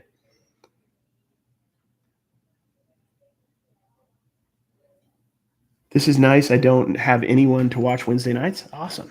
It's very interesting, and I don't know anything about cards. Thanks. I'm glad. Yeah, cards are particular, but it's just like anything. That's what I love about eBay. That's what I love about eBay is whatever you're into, there is people who are also into that. There's people who sell old porcelain dolls and doll heads and parts, and because like some people like to make art out of them. I mean, if you're into that, I mean, I say stay away from dolls, and they're tricky. But it's kind of like anything. If you learn it, there's niches within dolls. You get Madame Alexander, you get that stuff. You might find some valuable stuff. Glassware. I mean, I'd stay away from it, but there's a lot of money in glassware. I'd stay away from it more because I'm probably not. I might at some point, but at this point, not super interested. But if you know what you're doing, like over the years, Tim, you're gonna make a lot of money. You know your Fenton, you know your Murano, you know your whatever brand. I like SPCA pets and creature cards. No one seems to have them but me, so I decided what they were worth. That's awesome. Yeah, like that's cool. That's brilliant. Like remember as a kids, I don't know if they still do these in back in the 90s, they would do like cop police cards that were like different baseball players. Like there's a lot of cool niches. Like one cool thing, if you ever look at old Sports Illustrated for kids when you're at a garage sale or stuff and they still have the cards intact, a lot of those cards are worth a lot of money. Like if you get like a 1990, 89, 90, that could be the first Mia Hamm, who was, a female soccer star. Her rookie is worth 50, $60 more graded. I think there's a Tony Hawk from 1990. I think that's hundreds of dollars. I think Michael Jordan has one. I think Tiger Woods had one in 2000. So always like I'd pick up most Sports Illustrated for kids that had the cards in them no matter what, because you could probably piece those cards out for more than you're going to pay for the magazine. A lot of times the cards are out of the magazine though. You're in Vegas. Elvis has to marry you guys. Yes, they just barely outlawed Elvis marrying people in Vegas, I heard, and then I think they brought it back. It's in the news. Look up that Elvis marriage in Vegas or something. They didn't outlaw it. They got sued or I don't know, something with the estate, and then I think it's back. I don't know. My husband and I got married at the courthouse, 39 years. Woot, woot. This is a great live. I'm just learning glassware. That's awesome, Patricia. That's what I love about this. Whatever you're into, it could be obscure as what, if you're into postage stamps from Belgium in the 1800s, you just find one person or one shop that has those, and you might have a honey hole forever, and you could be the Belgium postcard or postage stamp person. That's what I love about it. You could be as interested in that's why I always say, sorry, getting off in a tangent there, but you can make a lot of money off your passion in this business, I feel like. And you can make that money not because it's necessarily the best selling niche, but it's because you're so interested, you're going to learn what it takes to sell stuff and what sells. You could be the person who does everything, and I still do everything. A lot of it's because of videos. I want to make sure I use my stuff so I can my knowledge to educate people, even though I might not be into selling it. I'll still buy it, sell it, and show you that it can be sold. But if you're passionate about something like cards, I know backwards and forwards, and I would know it whether I was selling it or not. And I'm sure all of you have that one or two interests of yours, whether it's crafts, whether it's, I don't know, lawn care equipment. It could be anything. It doesn't really matter. My 9-year-old daughter somehow picked up uranium glass for 20 cents last weekend. Good money. Good money. A guy that knows a lot about uranium glass, Thrifter Sifter. Go check him out. What do you think about the Bengals? How do I think the Bengals will do this year? They're going to be good. They're going to be good. I don't know if they'll make the Super Bowl. It's all kind of a crapshoot between the top 8 or 10 teams, but they have a chance. There's a lot of good teams. The Chargers are good this year. I like my Raiders. I think they're going to do good. That's a funny story. I grew up a Chargers fan, but now I'm a Raiders fan because I have a team and I'm just going to go with it. And Chargers have disappointed me too many years, but I'd still be excited if they did well, which is I'm not supposed to say being in Raider Nation. But yeah, I think the Bengals will have a shot. They'll be I wouldn't mind putting a bet on them. We'll put it that way. I definitely see your teacher side. That's what I've learned so much from following you. We all appreciate you a ton. Oh, thank you, Kai. I'm saying that right? That means a lot. Thank you so much. Beard grew in nicely. Yes, it did. It only took a couple weeks, right? I literally was just shaving. And then I don't even remember my shaver still going. And my cat was in the bathtub just being a cat, funny. And then I turned around and I had a big old line out of my beard. I'm like, I can't save this. I kind of want to just do the mustache, but Dawn doesn't want me to. And she's really the one that's in charge of what kind of facial hair I have. Hey, what's up, Charlie? How you doing, man? Hey, Carrie, we just got through watching TTC and saw you were doing a live. Wow, that's dope. Welcome. We got a big guest on TTC, Trash to Cash. Sunday, we're filming it, and then Tuesday it'll be out. Big time YouTuber. Over 200,000 followers, not Harry Tornado. It's a guy. You could probably figure it out. That's good to hear. It's been a great live. I did not expect this to go well because I don't know what I'm doing. I've done a lot of lives on TikTok. Maybe that helped. And I'm not listing. So I'm I don't know if people want to just talk with me for 2 hours, but that's what we're doing. Been watching you, Dave and Kevin, for months, enough to start my own channel. Awesome. Go full-time picker. You'd be looking at Northwest Georgia pickers from Northwest Georgia. Want a guest spot on your all's podcast, brother. Mika, so is your channel called Northwest NWGA Pickers? Is that it? Put that down there so everybody can go follow you. And yeah, keep asking us. Keep growing your channel. We'll get you on. We'll get you on at some point for sure. Just keep sticking with it, and then you'll get there. Yeah, we don't like that's one thing like with the podcast that me and Dave and Kevin kind of have discussed. We don't want to be like an interview podcast. I don't really enjoy interview podcasts because I mean, if you're interested in the person, you can go watch their videos. I just want like a podcast, people to come on and then just they're in our world, right? Let's see how they let's see who they are, how they jive with us. They're just like, I don't know, like they're coming in for an experience. Does that make sense? And we get to just get to know them in a way that maybe they couldn't have been, you couldn't have learned about them unless they were in this environment, right? You know, we're going to probably tell poop jokes no matter who's in. Is Kevin really here? Commonwealth Flipper. Dude, when Kevin first called me like and talked to me, because Kevin approached me, I would never approach him. I was starstruck. The first time I talked to him, I was so nervous. Kevin's a big celebrity in my world, bigger than Dave was. I respected Dave, but he didn't have quite the cachet that Kevin did. Stickers for everyone. Everyone's getting a sticker. I need to get stickers before. I want to get stickers. I think I want to get a sticker that looks exactly like Kevin's, but has my name on it, American Arbitrage. Maybe it'll just be Commonwealth stickers. I'll buy and just write American Arbitrage over them. And then every time he hands out a sticker on 127, I'm handing mine out. Unsolicited. They're not even going to know who I am, but I'm going to hand them that sticker as well. Left a sincere message on Trash to Cash. Did you really? See, Dave's the one that has the number, so I never know what happens on that. I don't know. Thank you for leaving a sincere message. I'm sure we will appreciate it accordingly by making fun of you for it on live. Or backpack of stickers. I should just carry a trash bag of stickers. I should do it like the carry way, just a trash bag of stickers. No backpack. Make it super unorganized, uncomfortable for everyone, including myself. That's how I feel about you. I should get trading cards. That's a good idea. Very good idea. I like that. You should go full top. I'm thinking about going full Top Gun. Don's not going to let me, though. I told people I was in the film crew last year. True story. Oh, you were in the Top Gun film crew? Or are you just telling people that? I told people in my last Picker video that I was Kevin, Commonwealth Picker. He didn't know the better because he didn't know who Kevin was. I just said, I'm Kevin, Commonwealth Picker. Or no, I said, I'm Commonwealth Picker on YouTube. He's never going to know the guy. He's never going to watch.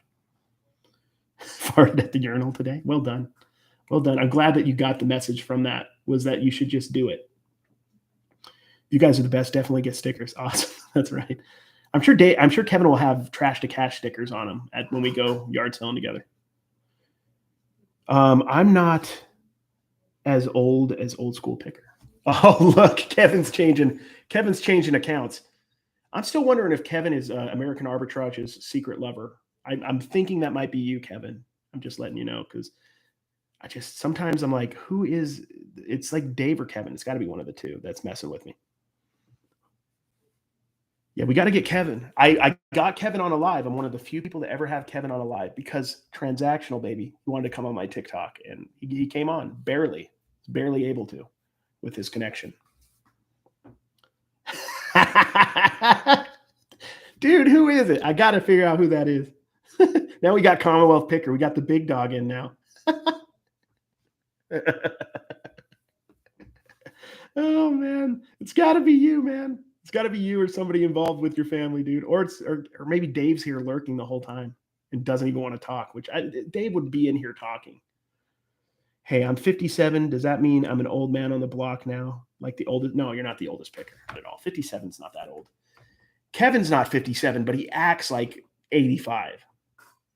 Kevin's like the oldest soul like ever, and not in a good way, like in a weird way. You know, like you don't usually have to talk about, you know, like Leave It to Beaver, you know, on a podcast. But with Kevin, if you want to get his attention, you got to talk about that stuff. Yeah, that's my secret lover. She or he comes on very often to talk with us. Trash to Cash rules. I think we all created those on some live in the past. Whoever was there, Homeschool Hustlers. How can I say? You believe it's me, Perry Mason? Yeah.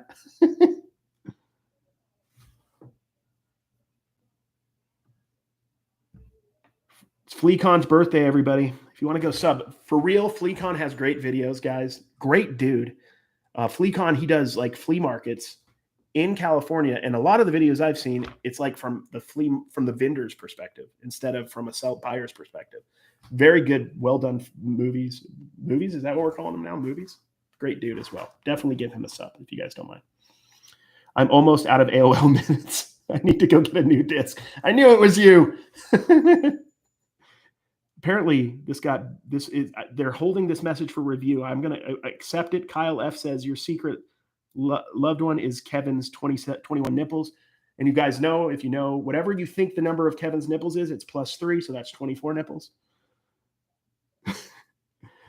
You're 65 and you just started to pick. Well, that's all right. It's all right. My dad started to pick with me and he was over 65. My mom was like 7. I don't even know how old. My mom was like 70 when she started. 70, older than 70. I think my dad was, I don't know. My dad was about 72. My mom still picks. She's like 76. No, she's 80. How old is my mother? I keep thinking, yeah, my dad was over 70. I keep thinking my dad was 76, but that's when he passed away, which was 7 years ago, which would mean he's like 82 or 83 if he was still alive. So I have a DVD here that came with an AOL disc too. Awesome. Streaming mic. I don't know if I can let that one through.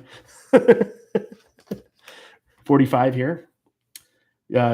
Kai is 98, a very spry and active internet 98. Well done. I'm 38, if you guys don't know. 38 and a half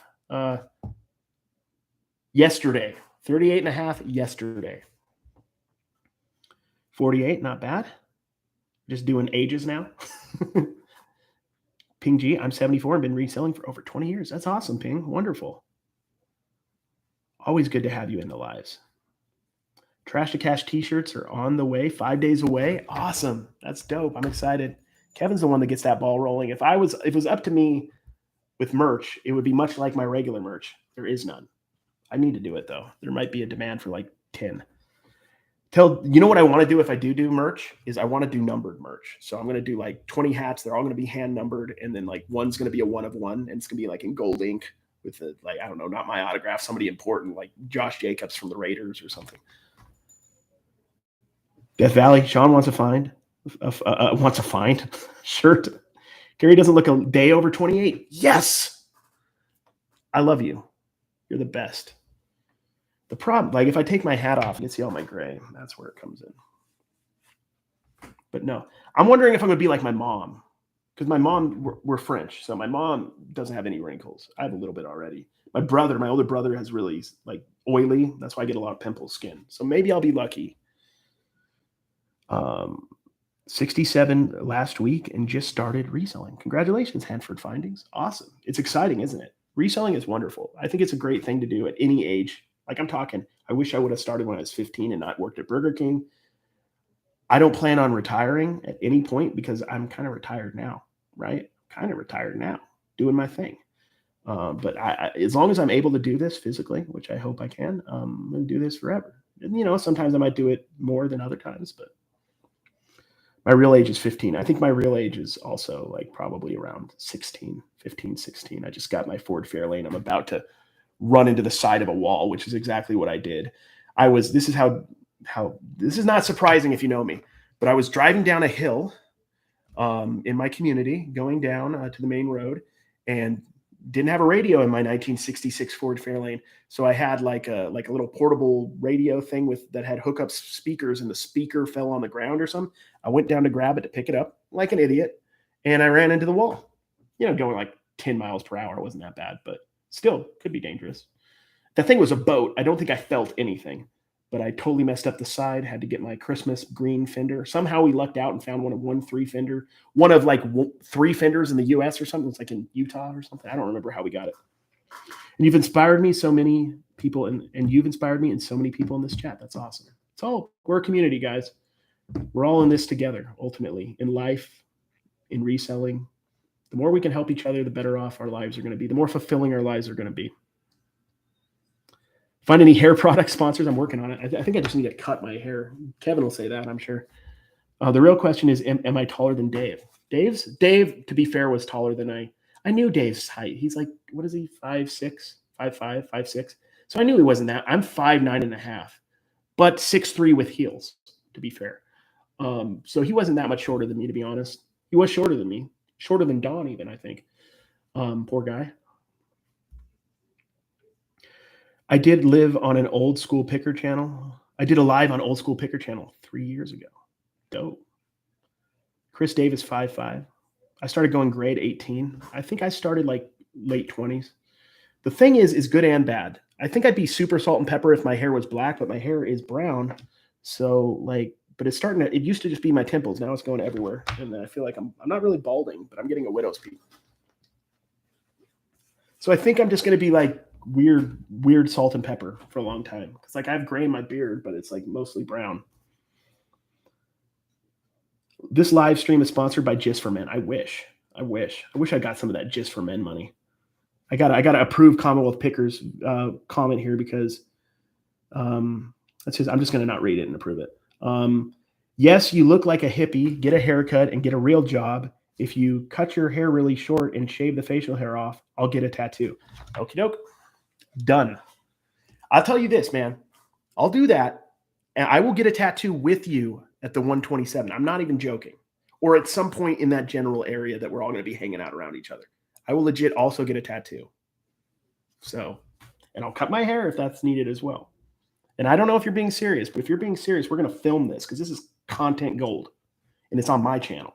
I get the views. It's pretty cool to open the Trashcast podcast with the three of you doing a Three Stooges skit. Dave will always start it randomly too. Like we're just talking about something else and he'll just start it. My internet was about as bad as yours that night. You need to go visit Paul's barber. Yes, I had a pretty cool barber in Utah. I don't know anybody down here. I just need to go in. I don't want to go into like a supercut anymore. I need to go to a place that actually is going to make me look like an adult. And also, obviously, I don't like going and getting my hair cut. People are asking your age, height, weight, like they're sizing you up or something, bro. Yeah, it's just basically like old school AOL, AIM chat, ASL, right? 38, 5'9.5", and I weigh more than I should. Y'all better be. I don't know if Kevin's serious, I will do it. I've kind of thought about getting a tattoo, honestly. You know, growing up Mormon, getting a tattoo, that's about as wild as I can get. I've drank caffeine. I once took a sip of beer. I've lived a wild life. I'd watch. How come you don't have how do I turn super chats on? I don't even know how to do that. Do I not have super chats on? How do I do it? I thought I had it on. I thought nobody liked me. I'm just kidding. I don't know how to do it. I was going to give you money for a haircut to play the game at Circus Circus and to play the balloon game at Circus Circus. I'll figure it out, guys. I don't know how to do that. Maybe you could tell me later, Dave. Not Dave. What's your name? Kevin? I must have messed that up. I thought I put monetization on. Tat should just say fourth quarter. Well, that's a good idea. It should just say fourth quarter. I don't know if I want to do a joke tattoo. If it's going to be a tattoo, I think I want to do. Gosh, what do I want to do? I want it to be. I want to be taken serious. So it's got to be like Alf or ET. Get over my fear of ET. There's a type of art, an artist style. I think it's called Mondro. Let me look it up. Mondrian. It's like an Art Nouveau artistic style, and I love the art for some reason. I think it's called. I'll show you guys. I don't even remember how to say it. Art. It's not Mondrovian. I don't know what. Yeah. Mondrian. I've always wanted like something like this because I don't know. I know this looks very simple, but I've always wanted something like this. It was an art movement from the 1910s or something. I always thought it looked cool. There was an album by Silverchair. If you guys ever listened to Silverchair, Young Moderns came out in 2007. I love that album. They used like the Mondrian art, and it said Young Moderns. I thought that was like the coolest, most artistic thing in the world at like 23. So I think that's what I'd want to get. Get a Johnny Five tattoo. I went to BYU and I'm not Mormon. I could tell you some stories. I bet you could, man. That was the thing back in the day. I went to the UAU, but I would go down on the weekends a lot of times to BYU to hang out with my friends, try to pick up girls, whatever you do at BYU. You know, when you're a 21-year-old return missionary, if you guys know Mormon culture, if you're 21 and you're coming home from a mission, you better be married in 6 months or you're a loser. And I never got married and didn't really have a serious long-term girlfriend until like I was 30, Dawn. So, yeah, I missed that boat. But I went down with my buddy. I remember he started dating a girl and I started dating a girl and he got married and I didn't. He's still married to her. She's awesome. Get a tattoo of David Bowie in Labyrinth. Yes. Quack, quack, quack. Maybe get a Mighty Ducks tattoo, actually. I'll pay you $50 to get dollar bills tattooed on your arm, $100 to get it on your face. Dude, you realize I do it for much less. You realize that, right? Much less, dude. Face tat, that should be your first tat, Kevin. Mine and yours should be face tats. You should have a tattoo that says I'm Mormon. It should. You got to say Church of Jesus Christ of Latter-day Saints now. They don't like Mormon anymore, guys. Get a QR tattoo from that American Bubble Boy tattoo. That would be, wonder what they would pay me. If he would pay me enough, I'd do it. That'd be hilarious. His face makes the money. Yes. Face tats are so in. They are. You know, that would ensure that I'm a reseller forever. You want to go all in, right? Just like if you're like a singer, rapper, whatever, you want to go all in because then you're like, I'm done. The thing is, like, as they should be, honestly, tattoos should be accepted, in my opinion. So I think you can get a normal job with a face tattoo now. But like 20 years ago, you couldn't have. I need a large Tupperware meat tenderizer. He's got a couple, I'm sure, and lids for it as well, in the dozens. Would you be getting the garment tattoo? I gotta be careful. I want to be respectful of people. You should get Rick Roll Spotify QR tattoo. That's not a bad idea. But yeah, no, I grew up, went on my mission, guys. If you didn't know, I went to Mexico. Went to Veracruz, Mexico. I remember I got it. I didn't know. You get a mission call. Back then it was like, now it's like a text message or something. It's sent on a QR code. But back then you got a physical letter. And it said, you're going to Veracruz, Mexico. So I'm like, I got to speak Spanish.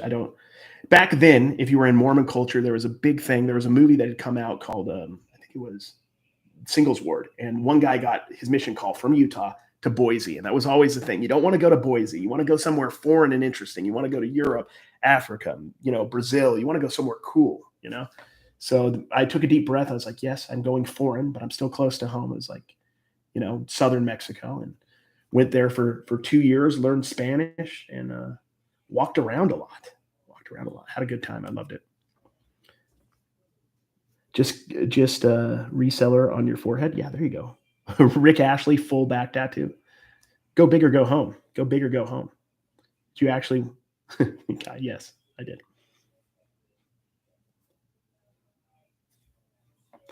My Mormon SoCal buddies all went to cool places except one. Yeah, Kevin had a bunch of buddies back in California he told me about. My son went to missionary school in Nicaragua. That's awesome. So I was in Veracruz. So Veracruz, if you've seen Mexico, there's like a hook, right? I was right in the hook, right on the Gulf of Mexico. So you move around a lot. So I was like in all sorts of cities. I'd stay 4 months one place, 2 weeks one place, 5 months another place. And one time I was in a place called Coatzacoalcos, the home of Salma Hayek. That's where her family's from, Coatzacoalcos, Veracruz. And I was like I was far off in the outskirts of town. Where they had no pavement. It was just sand because we were on the beach. So you'd walk out of your like little one-room place into sand. And then I swear you could go through this one tree area right to the ocean. But as missionaries, you couldn't go in the ocean. That was the whole thing. You couldn't go in the ocean as missionaries. So I was never able to go swimming when I was on my mission like that. But yeah, I lived on the beach. It was dope. If you ever seen Apocalypto, that's Veracruz. I didn't go to that part of Veracruz though. My mom went to the Amazon and Mexico. Dope.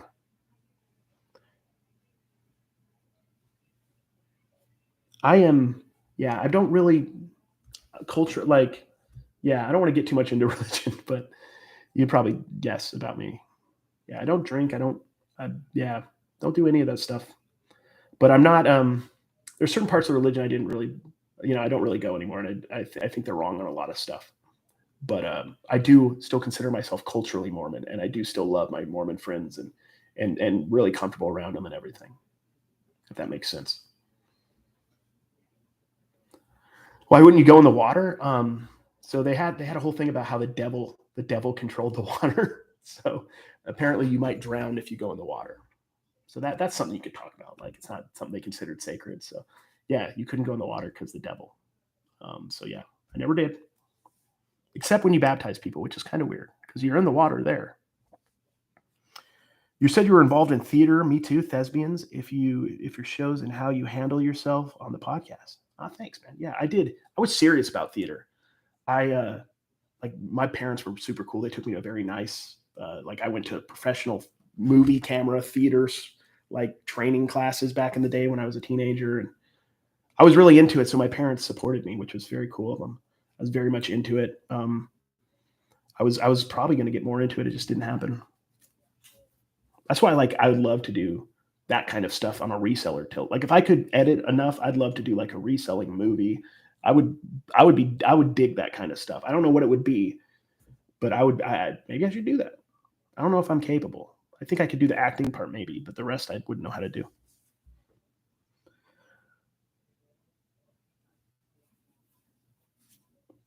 Oh yeah, well, I don't know what Kevin would do, but remember this, guys. If like Mormon kids knock on your door, be friendly. They're out there. They're out there meaning well, doing what they believe. Give them water. Be nice to them. If you have food, offer them food. We always love that. I ate a lot of food in Mexico, and it was the people were wonderful. The weather was really hot.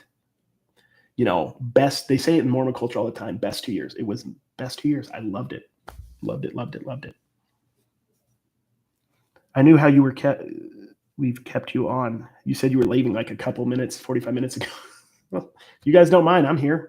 I need to get to work, but as you guys know, I'm a night person, so it's not a big deal. I was a chaplain assistant in the Army, and my first chaplain was Mormon. He was the only non-Catholic chaplain I knew, and that wasn't in the Army because of divorce or some other scandal. Interesting. I didn't know they had Mormon chaplains. I thought that was like a Catholic thing, or I just didn't know it was a Mormons could do that. Bring a crew to the 127. All right. You guys were talking about doppelgangers the other day. I found Dave's Travis d'Arnaud, the catcher of the Braves. Let's look that up. He used to play for the Mets, didn't he? We're going to look up Travis, see if I can spell his name right. Dave. See if he looks like Dave.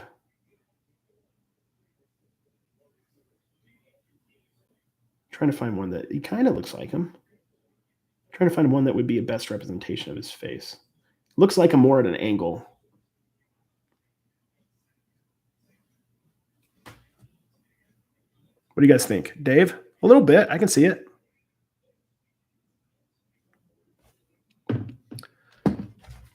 I never thought about that. I didn't know that Mormons could be chaplains. Just didn't know.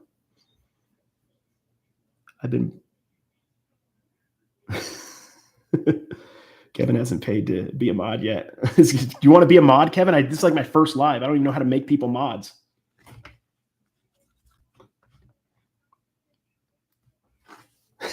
Serious answers only for what? What was it? Do you celebrate Christmas in July? I'm not a big Christmas person. I'll tell you what I am as far as Christmas. And I'll tell you this sincerely. When I was in Veracruz, Mexico, I was super homesick, like missed home. You can't really call your parents. I was able to call my parents twice a year, and you could only write them on email back then once a week. So I was able to email them once a week, 30 minutes at the cafe for the emails, right? And then 2 phone calls, 15 and 20 minutes, I believe they were. That was all you got to talk to your parents. So I missed home. And when I was in Veracruz, there was like a lot of these fiber optic trees, that like lit up. Whenever, I swear, I had one for years and I never turned it off when I got home. I love fiber optic Christmas trees. I actually need one, because they make me so unbelievably happy, and I have no idea why. That's how I am in a Christmas. Like I don't care about presents or nothing, but maybe a little. But like me and Don don't really do much at Christmas, but I do love fiber optic Christmas trees. Sorry, man. Oh, Bruce, it's all good, man. I've been on forever, so that guy in a little coat. Yeah, I should get a little coat and do that. You're right. Yeah, it's super strict. And I was in the strictest, they said at the time, the strictest mission in the world. You couldn't go on bikes. You had to walk everywhere. Some missions let you have bikes or drive, but we couldn't have bikes or drive. There was one time, I'll tell you a fun story. I was in an area for a long time, and I'm trying to remember what this was. I got a call, and I had an emergency transfer for a missionary. I had to go. It was an emergency. I had to go like the next day. You usually went on a Tuesday, like every 6 weeks if you got transferred. I think I was in this place for like 5.5 months, downtown Veracruz, the main city in the state. And they're like, you got to go up to this place, Coatepec, I believe it was, Coatepec, which is like where all the government officials live. They were like, it was outside of the capital. So it's like, you got to go, beautiful city. You got to go there tomorrow. It's an emergency. Because the guy got emergency transferred. The guy who was missionary there got sent out. He got punished. He went to the farthest place in the mission because he didn't ride a bike, but he literally ran with the bulls in a place called Jico, Mexico. So he was legit in his missionary gear. So they all knew who he was in his missionary gear, running with the bulls, which looking back, great decision. That was awesome. That's such a cool thing. I should have done that. But yeah, he wasn't allowed to do that. You're not allowed to run with the bulls as a missionary. So he was demoted. He was sent far away. And he was sent to the hottest place in the mission, I believe. And then I went and took his place. Yeah, one time at LDS camp. Exactly what this is turning into. I'm running a storyline I think would be bring in a lot more viewers. Think WWF, WE, and how they would work. I'm still LOing your comment about putting the Mormons to work shipping. But dude, legit, they'll probably do your shipping if you're nice. Like they're always about service. They're good, great people. Yeah, girls do missions. Yeah, they do missions. They're missionaries as well. There's typically not as many women missionaries as there are men, though. My grandpa's from Veracruz, 99 years old. Jarocho. Qué bueno. Todavía puedo hablar español, no hablo mucho, pero puedo hablar, puedo escribir, puedo leer, pero no hablo mucho porque no hay mucha razón para hablar español. So I can still speak Spanish, read it, write it. I just don't do it much because I have a degree in Spanish and everything. I just don't use it much. No comprendo. You don't understand. I just said I speak it and I read it. Lo mismo, amigo. The same. Yeah, there's a lot of fun stuff with growing up in Utah, but I love Utah. But Vegas is, first off, Vegas is there are a lot of Mormon people in Vegas as well. In the actual communities. It's mellow here. I really like it. Hot, lots of stuff to do. Awesome live. Next time, let me know and turn on super chat so I can guilt dollar bills in Death Valley into giving you money. See y'all. Thanks, Kevin, for stopping by. I appreciate you, bro. Yeah, I probably got to stop anyway here soon. I've got to actually work. I'm not doing a listing live, guys. I'm doing it just talking live. Yo trabajo en cocinas para 15 años. Trabajo con muchas personas de español. So Bearded PokeTuber says he worked in kitchens for 15 years. He worked with a lot of people who spoke Spanish. Dope. Yeah, you learn it, man. Biscuit. You're funny. Yeah, you need it's true. Yeah, I did need Spanish for Fernando or Ferdinand or whatever. See you, Kai. I appreciate you guys. I'm probably gonna call it a day too. I'm gonna try to do one of these like once a week. Maybe actually plan it a little bit better. But I'm surprised I got 70 people on here on a whim, like just doing a random live. Thank you guys for hanging out with me. That was super, super heartening. It made me feel like, I must be doing something right. So thank you. I'm fluent in English, Spanish, Ebonics, street slang. Dope, bro. Fleecon, go follow him if you're not. I appreciate you guys all being here. I don't even know how to close this out, so I'm just going to try to close out. But I appreciate you guys. I'll do another live next week at least. See if I can get Dave to come on with me and chit chat or something, or Dawn. I'll try to get Dawn on here. Next Wednesday, should I just do Wednesdays in general? Is that a good day? I'll try to do Wednesdays. See you guys. Have a good one. How do I end this? Does anybody know how to end this?